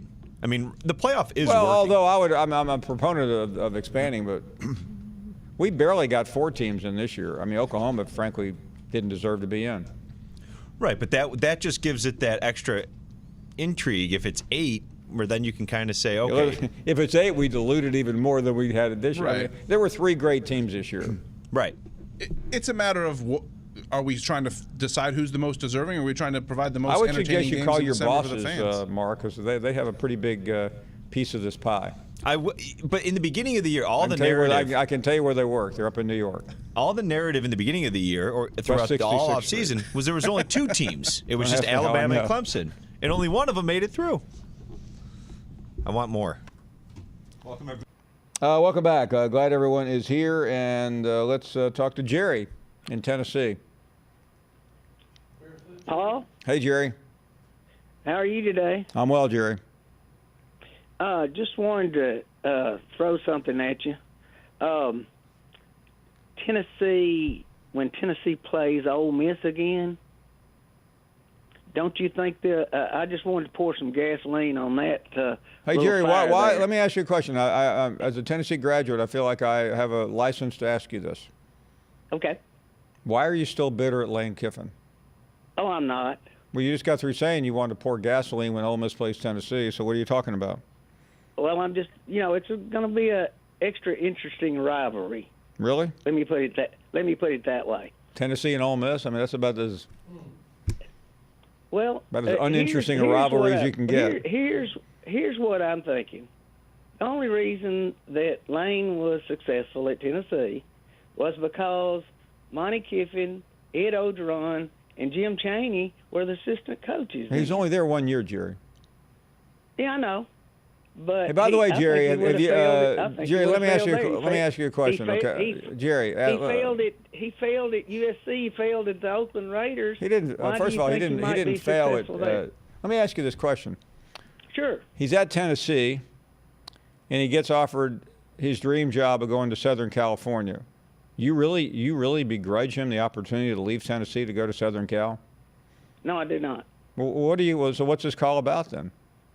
Well, I'm just throwing some interesting facts out there. It's about the only reason I think he was successful at Tennessee. Well, he only won 7. I think he went 7-5. He wasn't that successful. 7-6 is not exactly successful, no. Okay, I mean, Jerry, you've like conflated. I don't even understand your point because you've disputed every argument you've made. Squirrel is up next. Which way is it, Paul? If Alabama fans do not call in, we're scared, we're ducking and running, and if we do call in, we're disgruntled. What is it? I mean, how do you tell me? want it to You be? tell me, Squirrel. Well, you tell me because I've called in. I mean, Squirrel, since LSU kicked you all over the field and Auburn did, you've got an attitude, and I'm just trying to help you unleash that attitude. Attitude is not. No, wait a minute. My attitude is not to the LSU football team. I would challenge you to say one negative thing I've said about the football team. So, okay, forget what you've said, Squirrel. I'm more interested in what you're going to say. Oh, well, what I'm going to say is this is your show. This is the Paul Finebaum show. This isn't the caller show or the squirrel show. And you can run your show how you want to, and you can treat us how you want to. And all I'm asking is if you're going to make a blanket statement about Alabama fans, and you're going to throw my name in there and then say all I've done is Okay, call Squirrel. in and trash Well, let's Joe talk. Burrow. Why At don't we? least be Why don't we factual. have a conversation Can you be- instead of a screaming match? Okay. Okay, tell me one thing I've said about Joe Burrow in the past 2 days. Squirrel. Paul, it's been negative. First of one all, thing. I'm not. We're not. This is not Judge Judy. I don't remember everything you Well, said. why are you going? You said on national. Okay. Oh, listen to this chicken. Squirrel, you just have got to calm down, my friend. No. I mean, I know it's difficult to deal with Alabama being number 13, but I want to help you. No, listen to me. You said that I called in trashing Joe Burrow. Well, you called in trashing LSU. I don't know. Well, you tell me what you said, Squirrel. I mean, I have a pretty good recall, but I don't remember everything that you have said on this program. Are you going to let me talk, or are you going to talk? Is it my turn? I'm being silent, so I guess it is. Okay. I've been ridiculing the fan base, Paul, who are talking dynasty, talking all these. I heard somebody call in yesterday and ask, not your show, but another ESPN show, is this the greatest college football team of all time? And I'm just saying, can we just step back and let them at least play a playoff game before we anoint them the second coming? That's my only thing. Okay. Have you said anything about Coach Orgeron? Yes. Yeah. I said if it wasn't for Joe Burrow, he'd probably be captain in the shrimp boat somewhere in Grand Isle. Yes. Am I not allowed, Paul? Am I not allowed to come on this show and bash the program? I think. Listen, Squirrel. First of all, you know me very well personally. You know I don't ever stop people from saying. I just made a point when you said that because I frankly was offended by that slam on Coach Orgeron. But you're welcome to say it again if you like. Well, these guys make millions of dollars, Paul. Can they not handle some criticism? Well, I'm sure. I don't think Coach really cares one way or the other. I'm the one who was upset. I don't think he does either. That's why it doesn't bother me to say that about him. If I made millions of dollars, people could slam me every day of the week. I would not care. But again, this is your show. We call in because this is entertainment for us. And if it bothers you for us to criticize LSU, then we'll take note of that. Squirrel, why don't you listen to me for a second? I don't care what you say. I really don't. But I do have a right to respond. It's your show. You can run it any way you want to. I've never Squirrel, denied that. Hold on a second, Squirrel. I don't run this program, and the people that are involved with this program, we don't run it like that. This is everyone's show. You know that. I do know that. So don't give me this. Well, it's your show. I mean, I've never said that in my entire career. This is my show. This is our show. I'm here because my bosses and other people's bosses feel like this is a good idea, and I think it's been a pretty successful adventure here for 6 years. Well, some of us like to have fun with the other fan bases, and there's times when you enjoy that, and there's times when you don't, and I can respect that. But I just don't understand why you and it's a question. It's not a statement. I just don't understand why you had to trash Ed Orgeron and the LSU fans. I mean, this is their time. This is their moment. Your moment is in Orlando playing Michigan. I go to maybe 2 or 3 games a year. The LSU game is one I usually go to because it's always going to be a good game and they have a good program and it's going to be entertaining to me. But because they're on top, do I have to kiss their ass? No, I don't, and I'm not going to. And if people want to, they can. Thank you for taking my call. Aloha. Vicky is up next. Hey, Vicky. Hi, Paul. I've never called in before, but Squirrel just really bothers me. I'm an Alabama fan, but my parents have taught me you be a good winner, but you be even better loser. And I hate the way he's trashing LSU. Coach O found out about a little boy that is a friend of ours that's been in a wheelchair his whole life, and he's a huge LSU fan. And Coach O found out about him, and he brought him to LSU and made his just wonderful. And he brought him back to the Alabama-LSU game. Am I for Alabama? Yes. But when Alabama lost, I smiled because Colton, who is the best fan ever, got to see LSU beat Alabama. So I'm going to pull for LSU, and I think Coach O is a class act. Well, you know what, Vicky, he is, and what I like about Coach O is that he is a man of the people. People love him. and he's been successful. He's had a lot of hard times, and I've been critical of him like other people, but it's not what Squirrel says. It's the attitude that he has. Right. It's the attitude, and you know, and you can I'm just be a going to good go. winner, but you got to be a good loser too. I'm going to go pop psychologist here. I don't have a degree in psychology, but I'll give it a shot. Squirrel's a proud Alabama fan who never thought he'd lose to LSU again as long as Nick Saban was there. He can't believe that Saban's playing in an off-Broadway bowl game while Coach Orgeron's playing on the main stage, and you can hear the angst and the anger in his voice. I know, and the more he tries to say it's not true, it is. He said, "I'm not going to kiss up to LSU fans." Nobody cares if you do or not. To say that, to talk about Coach Orgeron being on a shrimp boat is a personal insult. Right, and I've never called in, even though I think there's some terrible fans, but Coach O's a class act, and I will pull for LSU in the national championship. Thank you very much.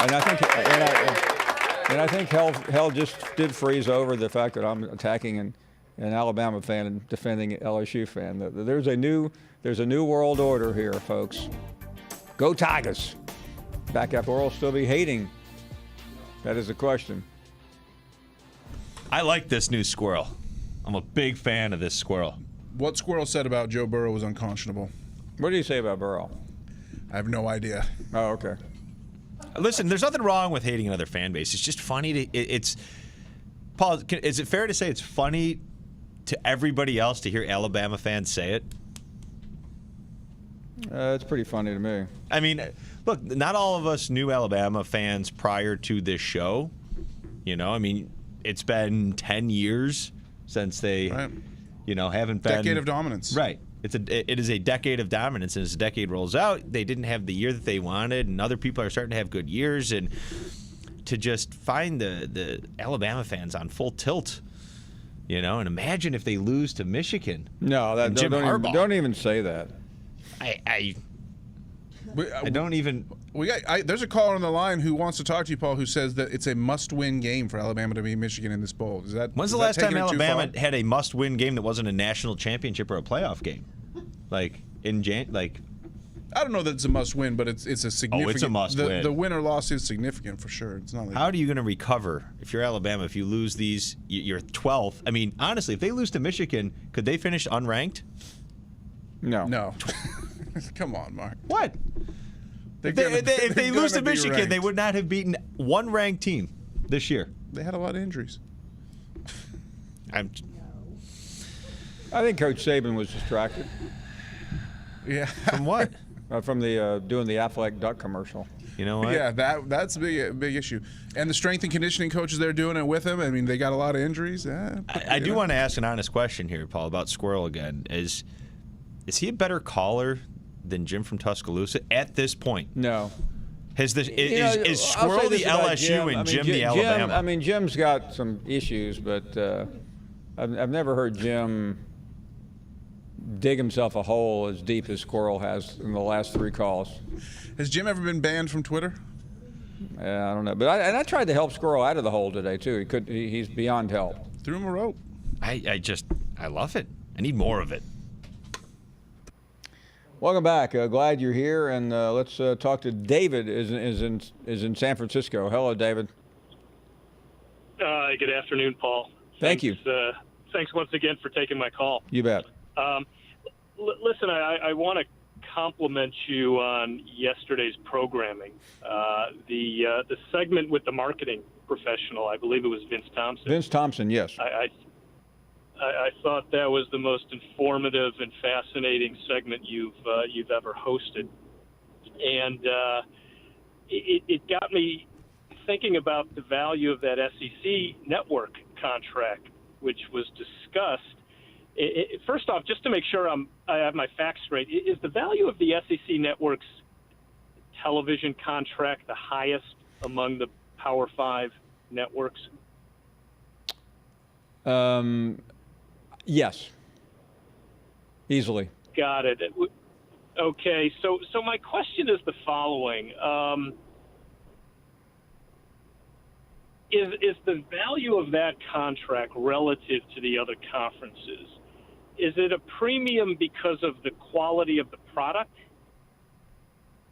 Or is it a function of, I guess, the geographic anomaly of the fact that it's a part of the country in which those eyeballs don't face as much competition from professional franchises? Yeah, by the way, I think I think that may be part of it. And listen, this is the only. I take it back. The ACC network has a talk show in the morning on, but I mean, this was the first college network to do a show like this, and it was a risk because you don't know what you're going to get. But I mean, the number one thing of any sports network is live events. That's what draws the most number of people to the network. And the football games on Saturday, the basketball games, the baseball games, that's really the driving force behind all of these networks. It just so happens that this program, and I'm not telling you anything you don't know, is basically 20 hours of programming every week for the SEC channel. So that separates it from the Big Ten, which doesn't have a show like this, the Pac-12, which doesn't have a show like this, and the ACC, which is still in its infancy. The ACC does have a show, but it's not like this. Mm-hmm. Yeah, no. I mean, clearly, the fan base is very unique, and I wonder, we've seen over the last several decades, admittedly at a somewhat of a measured pace, but nevertheless the expansion of professional sports franchises in the South and Southeast, whether it's the Memphis Grizzlies, Jacksonville Jaguars, and so on and so forth. And, I'm wondering if over the next 20 years we were to see even more, that if somehow the collegiate sports fan base would begin to David, it's be diluted a little bit. David, it's an absolute fact that in every market, let's take Nashville for instance. Nashville used to be one of the biggest college football towns in the country. It's not anymore because the Titans are more important. Charlotte, right. The Panthers are the number one attraction, even in a state that everyone thinks is basketball. It's not. It's the NFL football team. So why does Birmingham, Alabama, have the largest number of share for any city in America when it comes to college football? Because there's absolutely no competition. It's the most rabid television sports market in the country for this sport. And I bet if you took a rating of this program, it would be you'd have a similar result. Yeah, that's my sense, and it's going to be fascinating to see, just based on population shifts throughout the country, whether over time some of the cities that you just noted, where there is no competition for those eyeballs. But you know what's interesting? I think this is correct. The two largest markets for college football in the country are Birmingham and Columbus, Ohio. And Columbus, Ohio has other sports. They have an NHL team, which is very popular, and two absolutely abysmal NFL franchises in that state. Well, while I live in San Francisco, I was born and raised in Cleveland. You're going to get no arguments on the quality of that product from me. But at the same time, as somebody who grew up with a transistor radio on Saturdays, listening to Woody Hayes and Archie Griffin and the like, there is no question that it is always second fiddle to the Browns, and it always will be. But anyway, listen, Hey, David, thank you very much. Hate to run. We're up against the break, but just a fantastic call. We are back with 2 more hours. We hope you will be as well. It's been a good show already. At the end of the first 2 hours, Zim. Yeah, Paul, we're still about a month away from the date where players can declare for the NFL draft, but a lot of names already trickling in, including several today. Let's go to the headlines. At Mississippi State, running back Kylan Hill, he announced today he will skip his senior season and enter the NFL draft. He's the SEC's rushing leader this season with 1,347 yards. He will play in the Music City Bowl against Louisville, and in doing so, he needs 45 rushing yards to set the school's all-time single-season record that held by Anthony Dixon. Meanwhile, College Station, just a little while ago, Texas A&M defensive tackle Justin Madubuike, he will skip his senior season and enter the NFL draft. Madubuike will skip the bowl game in the Texas Bowl against Oklahoma State. His college career is over. He's the Aggie sack leader this season. Mel Kiper has him as the 4th best draft-eligible defensive tackle. More player attrition, this time at Georgia. It does not involve the NFL draft, but the transfer portal. Outside linebacker Robert Beal entered the portal, according to reports. Beal was a highly touted member of Kirby Smart's 2017 class. Never able to really crack the lineup at Georgia. Played in just 5 games this season. And if he does transfer, he'd be the latest blue chip 5-star recruit to leave Georgia under Kirby Smart. Here is a list of some notable players. 3 5-star recruits have left Georgia, including very notably Justin Fields and Brenton Cox last season. Interestingly, Justin Fields is the only player on this list who is granted immediate eligibility by the NCAA. The rest of those players sat out last year. And finally, a new segment here called Where in the World is Lane Kiffin? All we have to do is check out his Twitter page today, tweeting a picture of Hale State. Yesterday, he was in Baton Rouge. Today, he just tweeting a picture of somewhere in Starkville. Paul, how much fun is the Lane Kiffin era so far? Well, it's been pretty entertaining, and it hasn't even started yet. It's just getting underway. I mean, what do you think he's doing in Starkville today? You think it involves recruiting? Is he grabbing some lunch? What do you think? I think he's at Little Dewey's, grabbing some lunch. Little Dewey's? That'd be my guess. Yeah, I've been going with that too. Those are your headlines. Welcome back. We are here for a couple more hours. It's been a really good show. We have the Navy coach on, and that was really exciting. Army Navy game is up Saturday in Philadelphia. Coach, not that one, but this one is in Fort Worth. Hello, Coach. Good afternoon. Hey, Paul. Thanks for taking my call. Thank you. Hey. I coach high school ball for 30 years here in Texas, and we used to go to visit different colleges. Went to Auburn one spring, went to Ohio State one spring. You know, we would do that in place of going to a clinic and meet with the coaches, watch spring ball, watch film, ask questions, get ideas on different things. And a few years I've sat in meetings with the quarterbacks, because I coach quarterbacks and was offensive coordinator. And anyway, when Joe Burrow was at Ohio State, we were there in the spring before J.T. Barrett's senior season. So Joe was probably a sophomore. And really the point of my call is how kids change so much. And, you know, how kind of first impressions can be deceiving. But when we were there, you know, I think Joe Burrow has been a surprise to really everyone, how things have turned out to this point. You know, considering what he did at Ohio State, I don't think anybody could have ever predicted, you know, that he's going to win the Heisman Trophy. But when he was a freshman and a sophomore at Ohio State, I sat in meetings with the quarterback coach. Tim Beck was there at the time, and the other quarterbacks, and some of the coaches that were in there with me. We would have bet $1 million that he would have gone to LSU, or against him going to LSU and being successful, period. I mean, it was unbelievable, you know, just because, I mean, he's a totally different cat now than he was when he was at Ohio State. And I think a lot of it had to do with, you know, he was behind J.T. Barrett. I don't think he had much hope of being the starter. And, you know, just didn't feel like he had much of a chance. Obviously his motivation's been totally different since he went to LSU. He's been given new life, and he has done a hell of a job with it.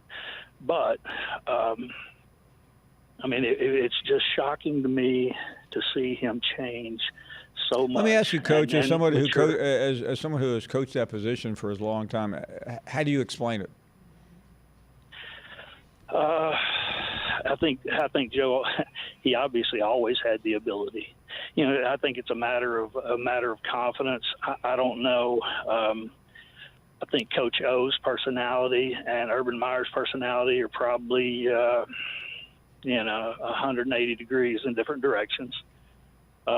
Just the way they handle players. I think that Urban Meyer loved J.T. Barrett, and that was obvious that to Joe. I mean, Joe. I don't think Joe felt like he had a chance, whether he did or not. Obviously. I mean, I think if he would have been the best quarterback at the time, then he would have been playing, obviously. But he, his attitude was not good.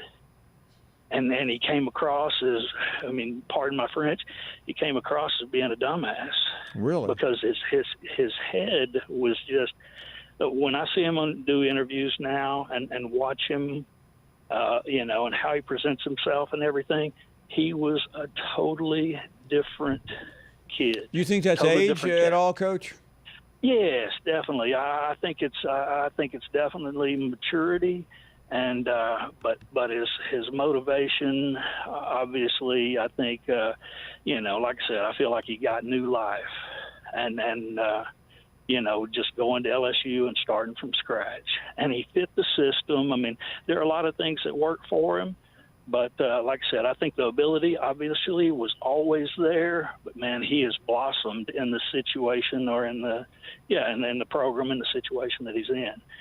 But yeah, definitely it had to do with maturity. But I feel like, looking back, he didn't feel like he was going to play. He was just kind of killing time, putting in his time, waiting on JT to graduate, and then he didn't earn the job there.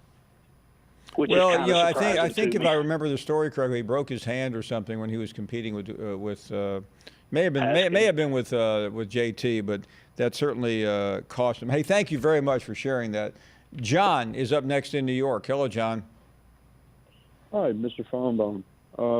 I was just curious, which result would say more about either program in the upcoming bowl game between Michigan and Alabama?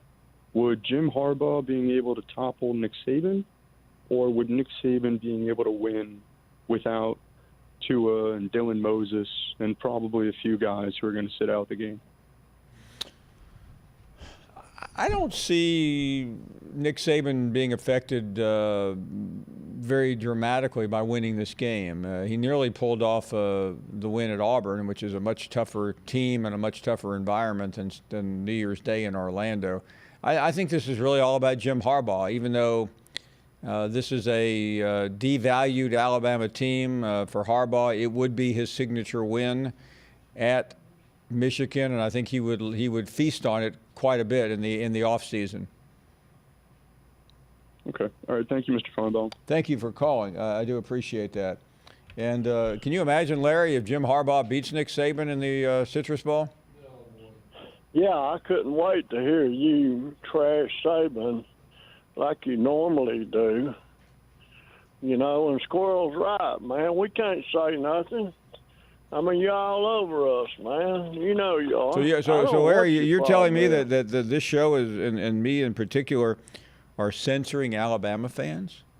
No, trashing. That's a difference. Trashing Alabama fans. Yeah, trashing. Why would you possibly say that, or how could you possibly say that, Larry? Come on, man. Just like LSU, Jack. I mean, yeah, like the worst thing. Hey, the first half we lose our quarterback. But you don't mention that as a reason. Larry, we only talked about it for 3 weeks. Look at Baylor. Look at Baylor. How good did they do without their quarterback? Went to overtime in the Big 12 championship game. Yeah. You guys didn't go to overtime because you had a missed kick. Yeah, but the point is we took LSU to the ropes. But you won't give nobody no credit. Just like me. You slam me, cut me off, short talk me, and you need to apologize right now. Hey, Larry, do you remember the score? Larry, do you remember the score at halftime of the Alabama LSU game? No. Yeah, well, I do. It was 33-13. What was the ending score? Well, the ending score was 46-41, but. Oh, That's right, but did we lose our quarterback? So we got a Bama now. A Bama fan now, bragging about only losing at home to LSU by 5 points when you were down by 20 in the game. Is that what you? We lost our quarterback. Well, we lost Larry, our linebackers. Larry, Everybody else brings it up. Larry, are you the? Hey, Larry. Did Florida lose its Larry? I'm not apologizing to you. Did Florida lose its quarterback? Did Kentucky lose 2 of its quarterbacks? Did Tennessee's quarterback get hurt? You're not the only team that lost a quarterback. All you do is trash us. Bama fans make this show, brother. LSU fans don't. Bunch of Bayou Bing heads down there. What do they got? Nothing. When Buzzer's gone, it's going to be another swamp rat down there. And who's your quarterback going to be? Who's my quarterback? The best one in the nation. I guarantee you, who Saban puts behind center, brother, he going to be the man, Jack. And next year, this next coming year, we're going to kick some ass. We ain't playing around no more. Larry, it seems like I heard that on January 9th after Clemson beat you by 28 with your starting quarterback. Hey, check it out. That's old news. No, it's really not old news because Alabama still hasn't beaten a ranked team since then. Well, what about when we drug them up and down the field? Who's that? Their nose hole? Who are you talking about? How about we drug them up and down the field? Who is them? I don't say nothing about that, do you? Who are you talking about? How about recruiting? How about recruiting right now, Paul? What about it? Looking? How are we looking? Same as you always look. Good. You damn right, Jack. Good. And I want to tell you something. You need to apologize to Squirrel and me, and hope we keep. Hey, Larry, you know me. Larry, you know me pretty well. I'll apologize to anyone I'm wrong about. I'm not wrong about you, and I'm not wrong about Squirrel. Oh, you guys have turned into some sniveling, bitter Bama fans. Woo! How about that, Baldy? What have you turned into?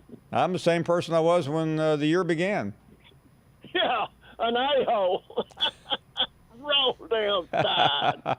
I'll tell you what, I didn't think this was going to be that much fun talking to Bama fans. I need to turn my Bama. I got my Bama tie on today. I don't know what else I need to do.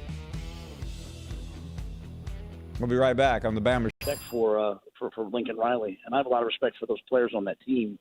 And when we lost that game, Paul, it was like someone puts their hand in your chest and rips your heart out. Don't I'll be gracious, but I can tell you that hurt, and it hurt our team, and it hurt our players.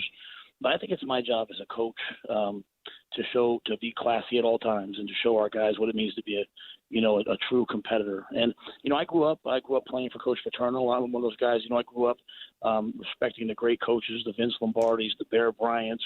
And they didn't engage in that stuff. They were classy. They were gentlemen coaches. And I think for me and the generation of coaches that are here now, we have to protect the game and we have to do things the right way. And so, congratulating them, I would have rather that they had to congratulate us, but congratulating them just seems like the right thing to do for the game and for young people. I was a Penn State fan, 1982 season. They went down and played Georgia and Herschel Walker and won that game and won the national championship. And, so much is made now. You hear, this kid's not playing in the bowl game, that kid's not playing in the bowl game. And everybody has their own story. I'm not here to judge anyone. But, there's 115 other guys on that team that are dying to get to that game.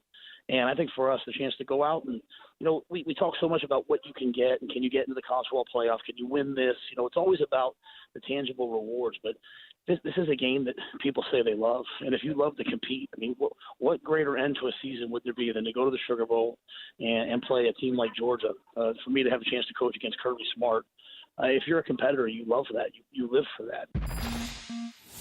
The guys that are absolutely, definitely guaranteed to be in the top 10, top 15, I can certainly understand them saying, Coach, I'm nervous about playing this game. But I don't ever hear anyone saying, hey, we're going to sit out, the first game of the year against, Abilene Christians. What's the difference? It's the same game. And so, I understand it. If a player comes to me and says it, I would support them 100%. But there's a lot of other players that aren't going to be, first-round picks, that aren't top tier. And I think the hardest thing that I'm learning is I help these guys is they have so many people telling them, hey, you're going to be this, you're going to be that. And there's only so many spots. And so I think if you're guaranteed it, I understand it. But you know what? I think you're going to look back someday and you're going to remember the games that you played. You're not going to remember the games you didn't play in. And the money comes and goes, but really college football is your last time to ever really be on a true team and to go play with your boys.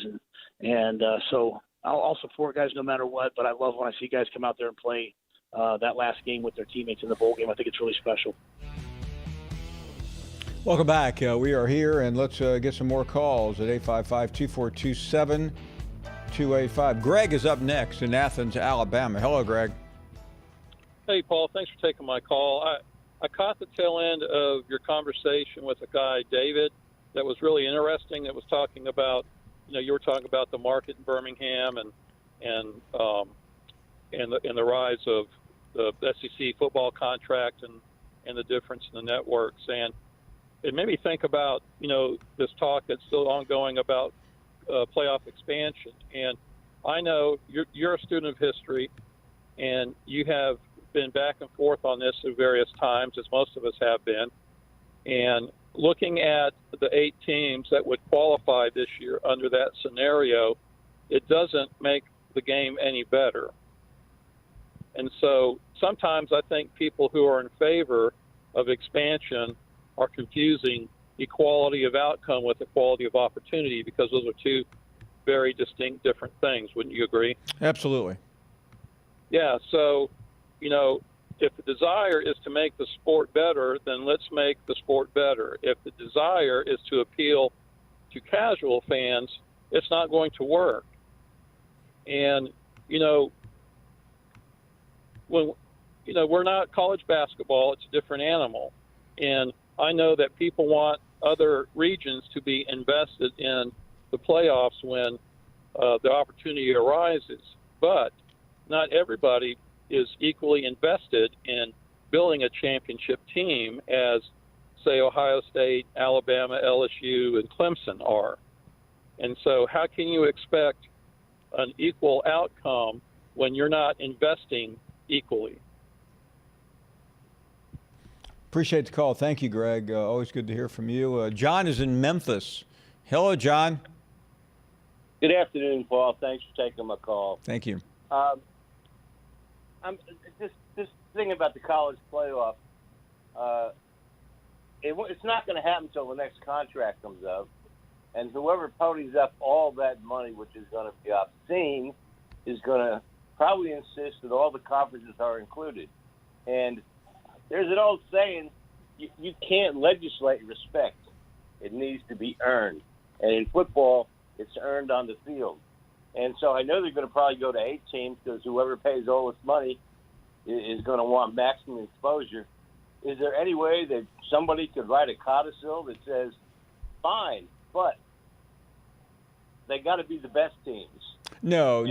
Listen, if you follow college athletics, you will know one thing, that if it expands, everyone will get a ticket into it, meaning every conference, all the Power 5 conferences will get a seat, the Group of 5 will get a seat, and there'll be there'll be an at-large or two. That's the only way that all the conference commissioners will go along with it, and the reason for that is you can't if you're one of the 5 families of college football, like Larry Scott of the Pac-12, you can't miss it every year and be happy. So you'll see that division, that conference pushing it. The Big Ten has been left out a few times. They're in this year, so they won't be as eager, but that's where it's going to go. Thanks for the call. Do appreciate it. Eric is up next. Good afternoon, Eric. You're in Ohio. Thanks for being here. Hi there, Paul. First time, long time. I think you do a great job. Thank you. I wish the Big Ten Network did as good of a job. I am a Buckeye fan, but trust me, I check out the SEC Network if I want to talk college football. It's just more entertaining. Well, I mean, we try to listen. We try to position ourselves to do that. And I know what the knock is, that it's only SEC, but it's not only SEC. We had Matt Rule on yesterday.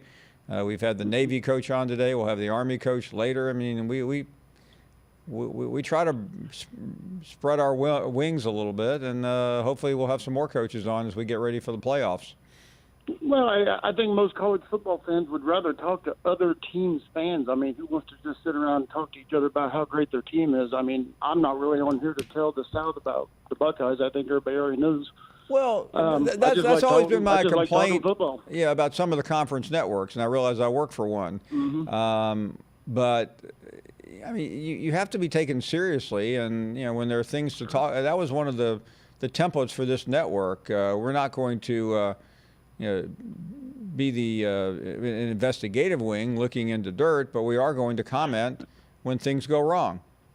Well, I think you found a winning formula, because right now somehow you have half the Alabama fans thinking you were their biggest cheerleader and the other half thinking you hate them.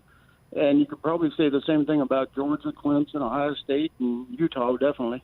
Hey, Eric, thank you very much. I hate to run, but we have a guest waiting, and a very important guest, Jeff Monken, who is the head coach up at West Point. He's had quite a run lately against Navy. We had the Navy coach on earlier. Coach Monken, thank you. I know it's a busy time, but I think everyone in this country cannot wait for Saturday. And what's it like getting ready, especially with such a long lead time between the last game and Saturday? Good afternoon, sir. Good afternoon, and I'm thrilled to be on the show with you. I appreciate the opportunity. It's what a game! There's nothing like it, and we're excited to be able to be a part of America's game. And this rivalry is like nothing I've ever been a part of, Paul. And I'm glad we got the extra time. This in fact, we've had 2 weeks since we played the last time, and typically we have 3. I mean, it is like a Super Bowl, and with the advantages that's been for us, we've been able to get healthy. And when you play a long season and you get guys nicked and dinged up, oftentimes you get to the end of the season and you're not looking at the same roster. And we've been able to get healthy in years past. I wouldn't exactly call us the healthiest team right now, but we're excited to be here and ready to go for Saturday. And you've had such a great run, especially in this game, and winning 10, 11 games. And this year, has the health of the team been the biggest issue for you? It's been an issue, and I try not to make a big deal of it. It turns into excuses. And the fact of the matter is, we haven't played as well as we're capable of playing. And for us to win here, it's really hard to win a college football game. But for us to win a game, we've got to play really, really well. And we haven't played as well as I hoped we would and probably were capable of all the time this year. I am really interested because my dad was in the Army. Everybody's got a personal story. It's the first game I remember watching as a little kid.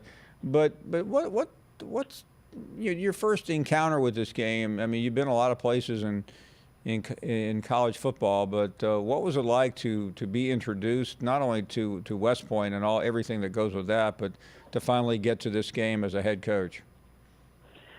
Well, I had been an assistant for Paul Johnson for several years, and part of that tenure was at the Naval Academy as an assistant. So I took part in 6 of these games as an assistant coach, and I remember the thrill and just the energy and electricity in the stadium when we played those games. And then I was gone. I was gone as an assistant at Georgia Tech with Paul and the head coach at Georgia Southern for 4 years, and then was fortunate enough to come back here to Army. And when I walked in the stadium again in 2014, the first game back, I guess, to the game, somebody was walking out onto the field with me from the tunnel, and I said, "Gosh, I forgot what this felt like."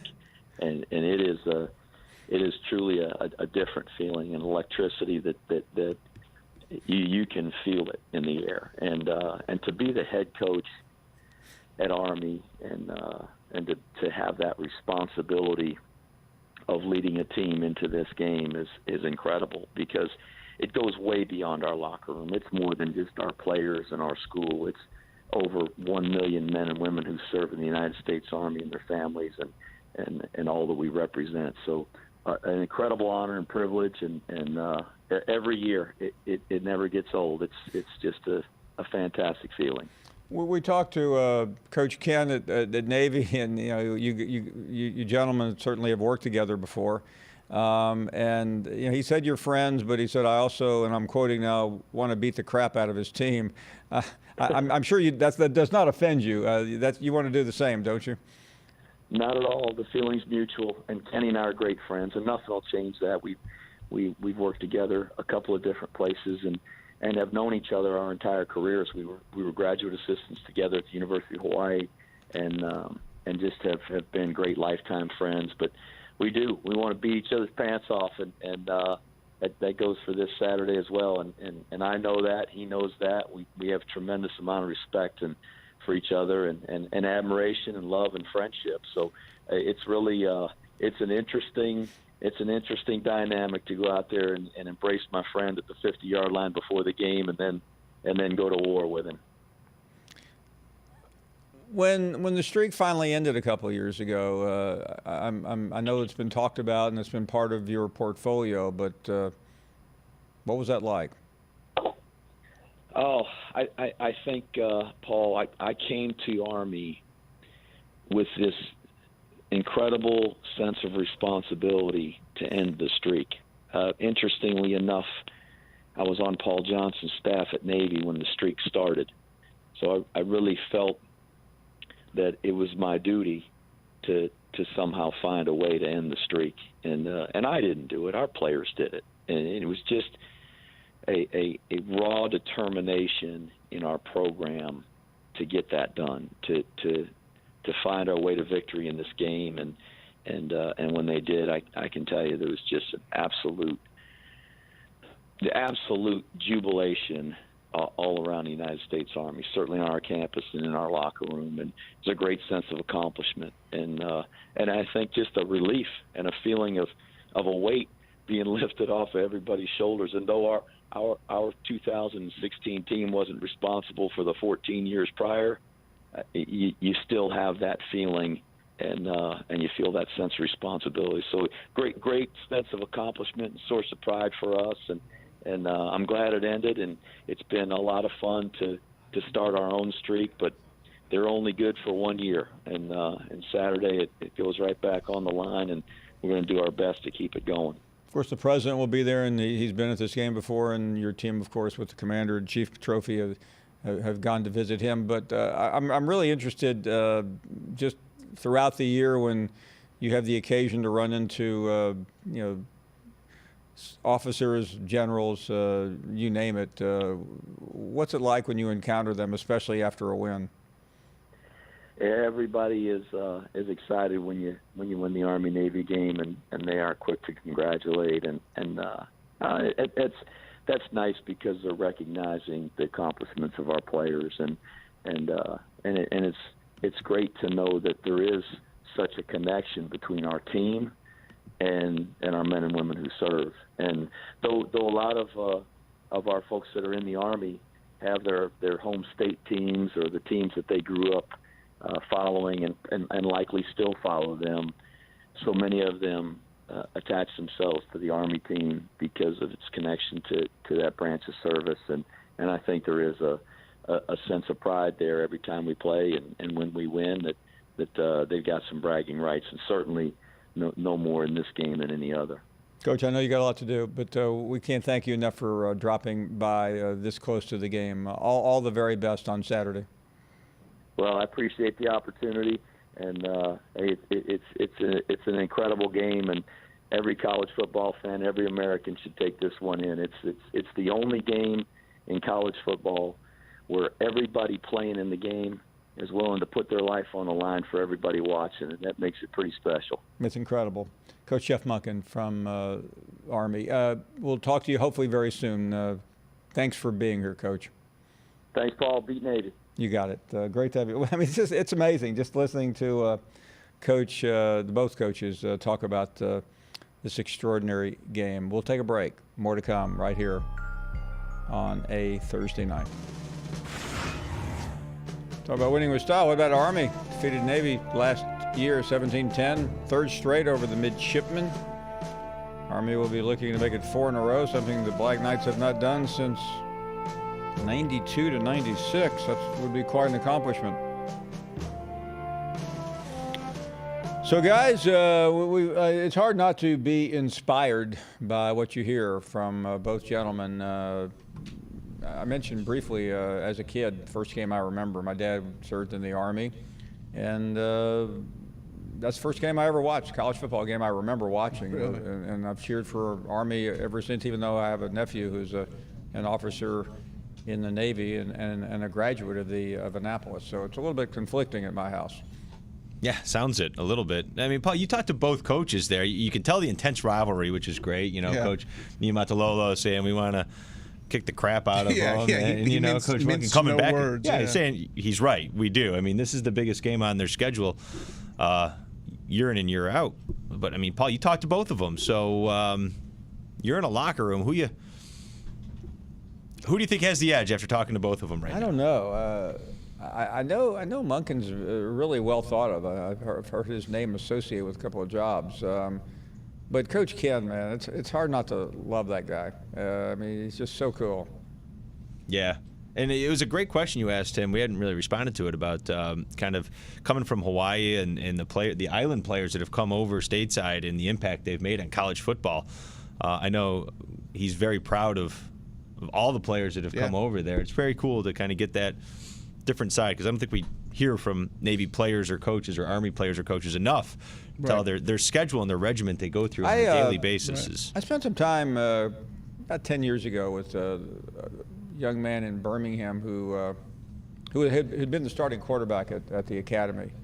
And he came up one day and we spent about an hour together, and it was just fascinating to listen to the stories of, like you've heard them, but of what they go through and the pride about, they had been on, he was part of the streak.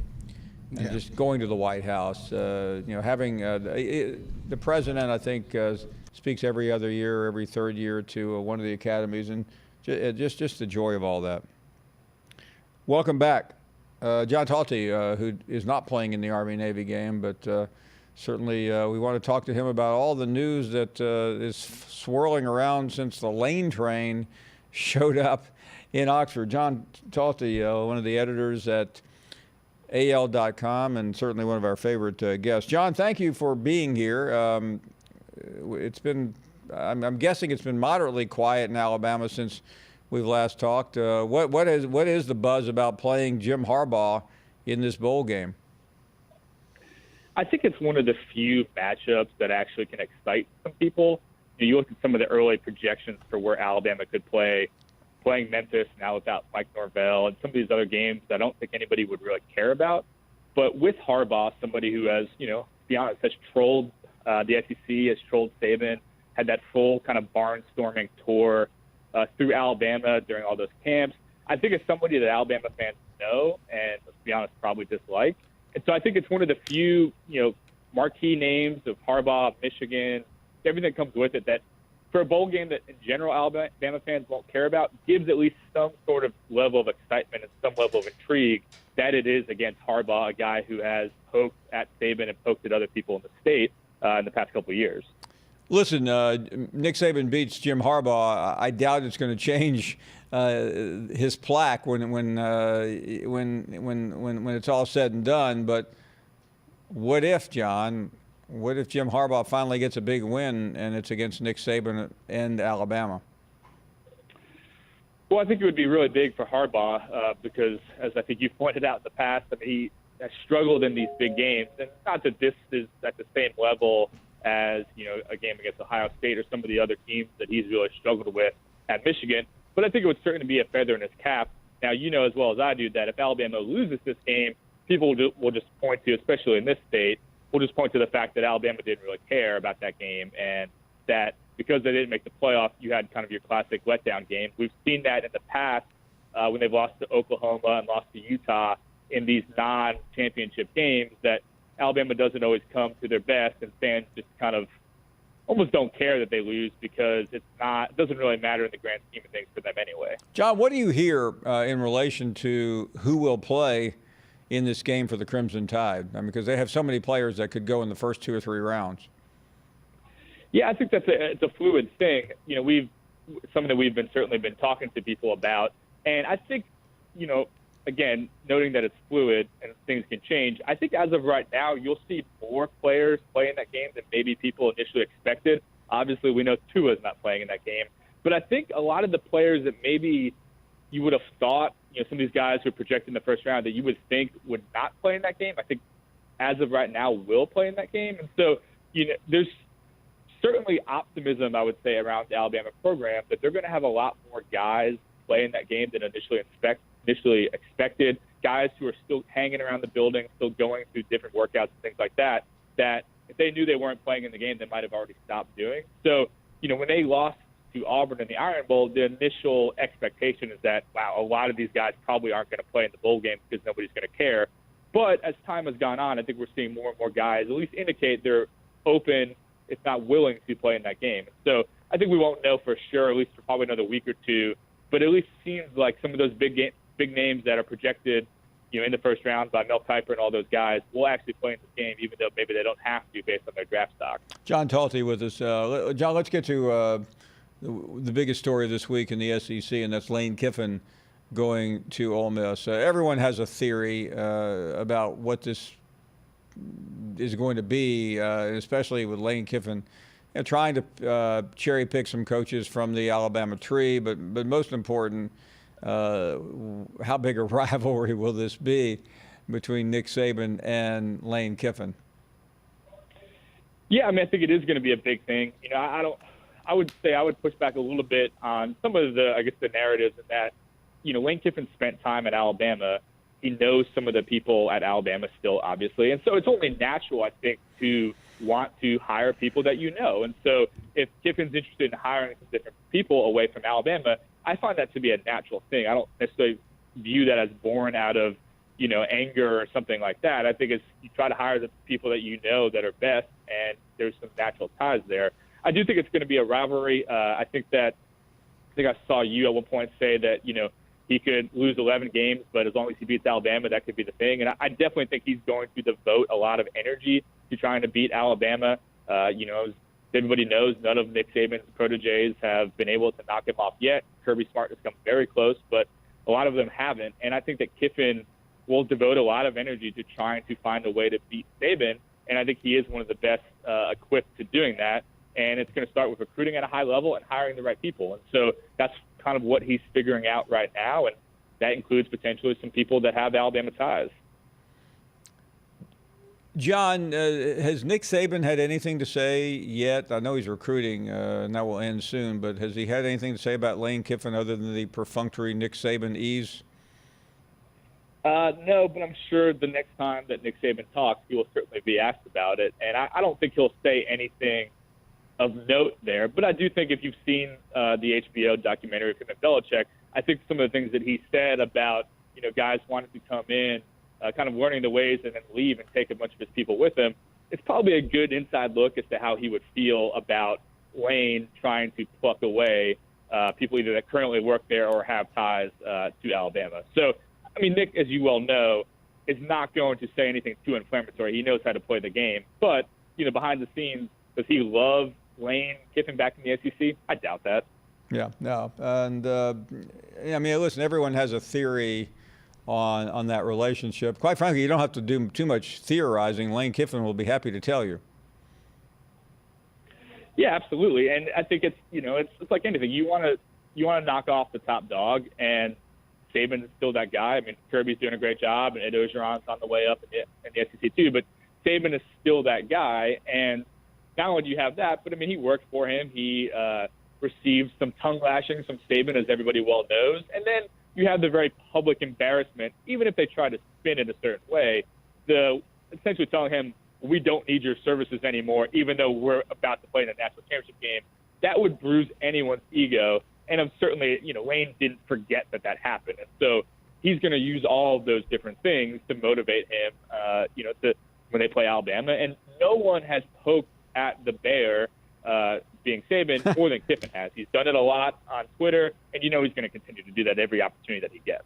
John Talty, always great to have him with us to digest some of the most important issues going on in Alabama and the SEC. John, thank you. Always great to talk to you. Talk to you very soon. Thanks so much, Paul. I appreciate it. Good stuff from John Talty, and we will be right back. We can talk about that or anything else as you. Let's go back a couple of days, and certainly you're trying to prepare for an important conference game, but schools are coming after you. Tell us how you dealt with all that. Well, really just, put our team first, at FAU, and made sure we were prepared, and then some other times some phone calls, and then eventually some in-person stuff. But everything was there. I obviously didn't leave the area, and it was done after work. So it was crazy. It was a crazy few days, and so it's great to be here at Ole Miss. They told me the biggest reason they hired me was you actually wrote a positive article about me. So thank you. You got me fired at USC, but now you got me hired again. We're equal. One of these, listen, I have wrongly gotten the blame for your dismissal at USC, and I won't bore the audience, but I happened to be on game day that morning talking about how they needed a change, and just so happened the next day they have. And you blame me for that, haven't you? I do. You did call me Miley Cyrus of college football. That didn't help a whole lot. But no, it was actually, if you heard the press conference today, I talked about, obstacles that we go through in life, that may seem really bad at the time can be really good. That was obviously a very tough stage and time, getting fired there. But, that allowed me and opened a door to go to Nick Saban for 3 years. And had that not happened, I wouldn't be here. And I certainly wouldn't be as good as coach as I am today without having those 3 years. So, like I said, very thankful to Coach Saban and the opportunity he gave me, which really helped me get better. You go through 6 years, between the USC and here that, I think, as you get older and you have to reinvent yourself, you got to rework like we did, go back to scratch, that there's a lot of appreciation for it, that, hey, we did a lot to get here, versus, we did a lot before, but, I was very fortunate and got some really good breaks. Got to be with Coach Carroll and, got some jobs really young. My name certainly didn't hurt me in that, so I understand that. So I think that this was all a plan, and it really has made me appreciate, being on this level and this stage and what it means, to the team and to everyone around here. That was crazy at the airport. It looked like thousands of people to me, as we land the plane. And like I said today, I think we a lot better tarmac than the one 6 years before that, that's for sure. We are here on this Thursday late afternoon, early evening, and Larry is up next in Louisiana. Hello, Larry. Hey, Paul. How you doing? We are doing great. Thank you. Thanks for the opportunity to be on your show. What a great show it is for the SEC and really for sports around our nation. So, thank you. Just gonna call in and do a little bragging on our coach and LSU. It seems like a nation has kind of gotten behind us, and why not? You got a coach who the players love and who loves his players beyond the football field, beyond the classroom, after they start real life when they graduate, and who wouldn't love that? And you got to like a coach who, when the spring training ended and all the networks were there interviewing him, he comes out and he honestly says this: look, I think we're going to be pretty good. We're going to have, and this is a key statement, we're going to have an offense this year that surprises a few people. And, man, have we surprised a few people. And so we love them. Now, I want to address a little bit, and as he would say, go Tigers.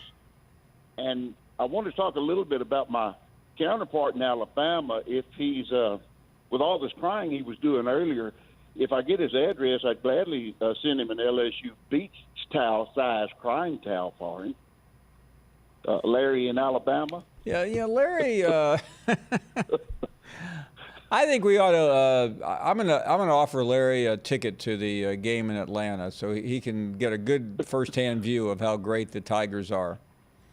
Well, as an old man now, I'm past 65, and you sit around and you learn a little bit. He can cry all he wants to. Every team in the nation has those announcers or those sports personalities, such as yourself, that they think's always against them. For me and a lot of fans in the central Louisiana where I live, It's Gary Danielson with CBS. Oh, yeah. We just mute the TV out now, and we go to the LSUsports.net, and we listen to it rather than hear him. So if he's looking for an Alabama cheerleader to have a love-in with, I'd suggest that he contact Mr. Danielson some way. Hey, what a great call, And I Larry. am being facetious. Thank you What a for great sharing show. that. Wonderful to talk to you, and thanks for the kind words for everybody here. We're up against a break. We have an hour to go.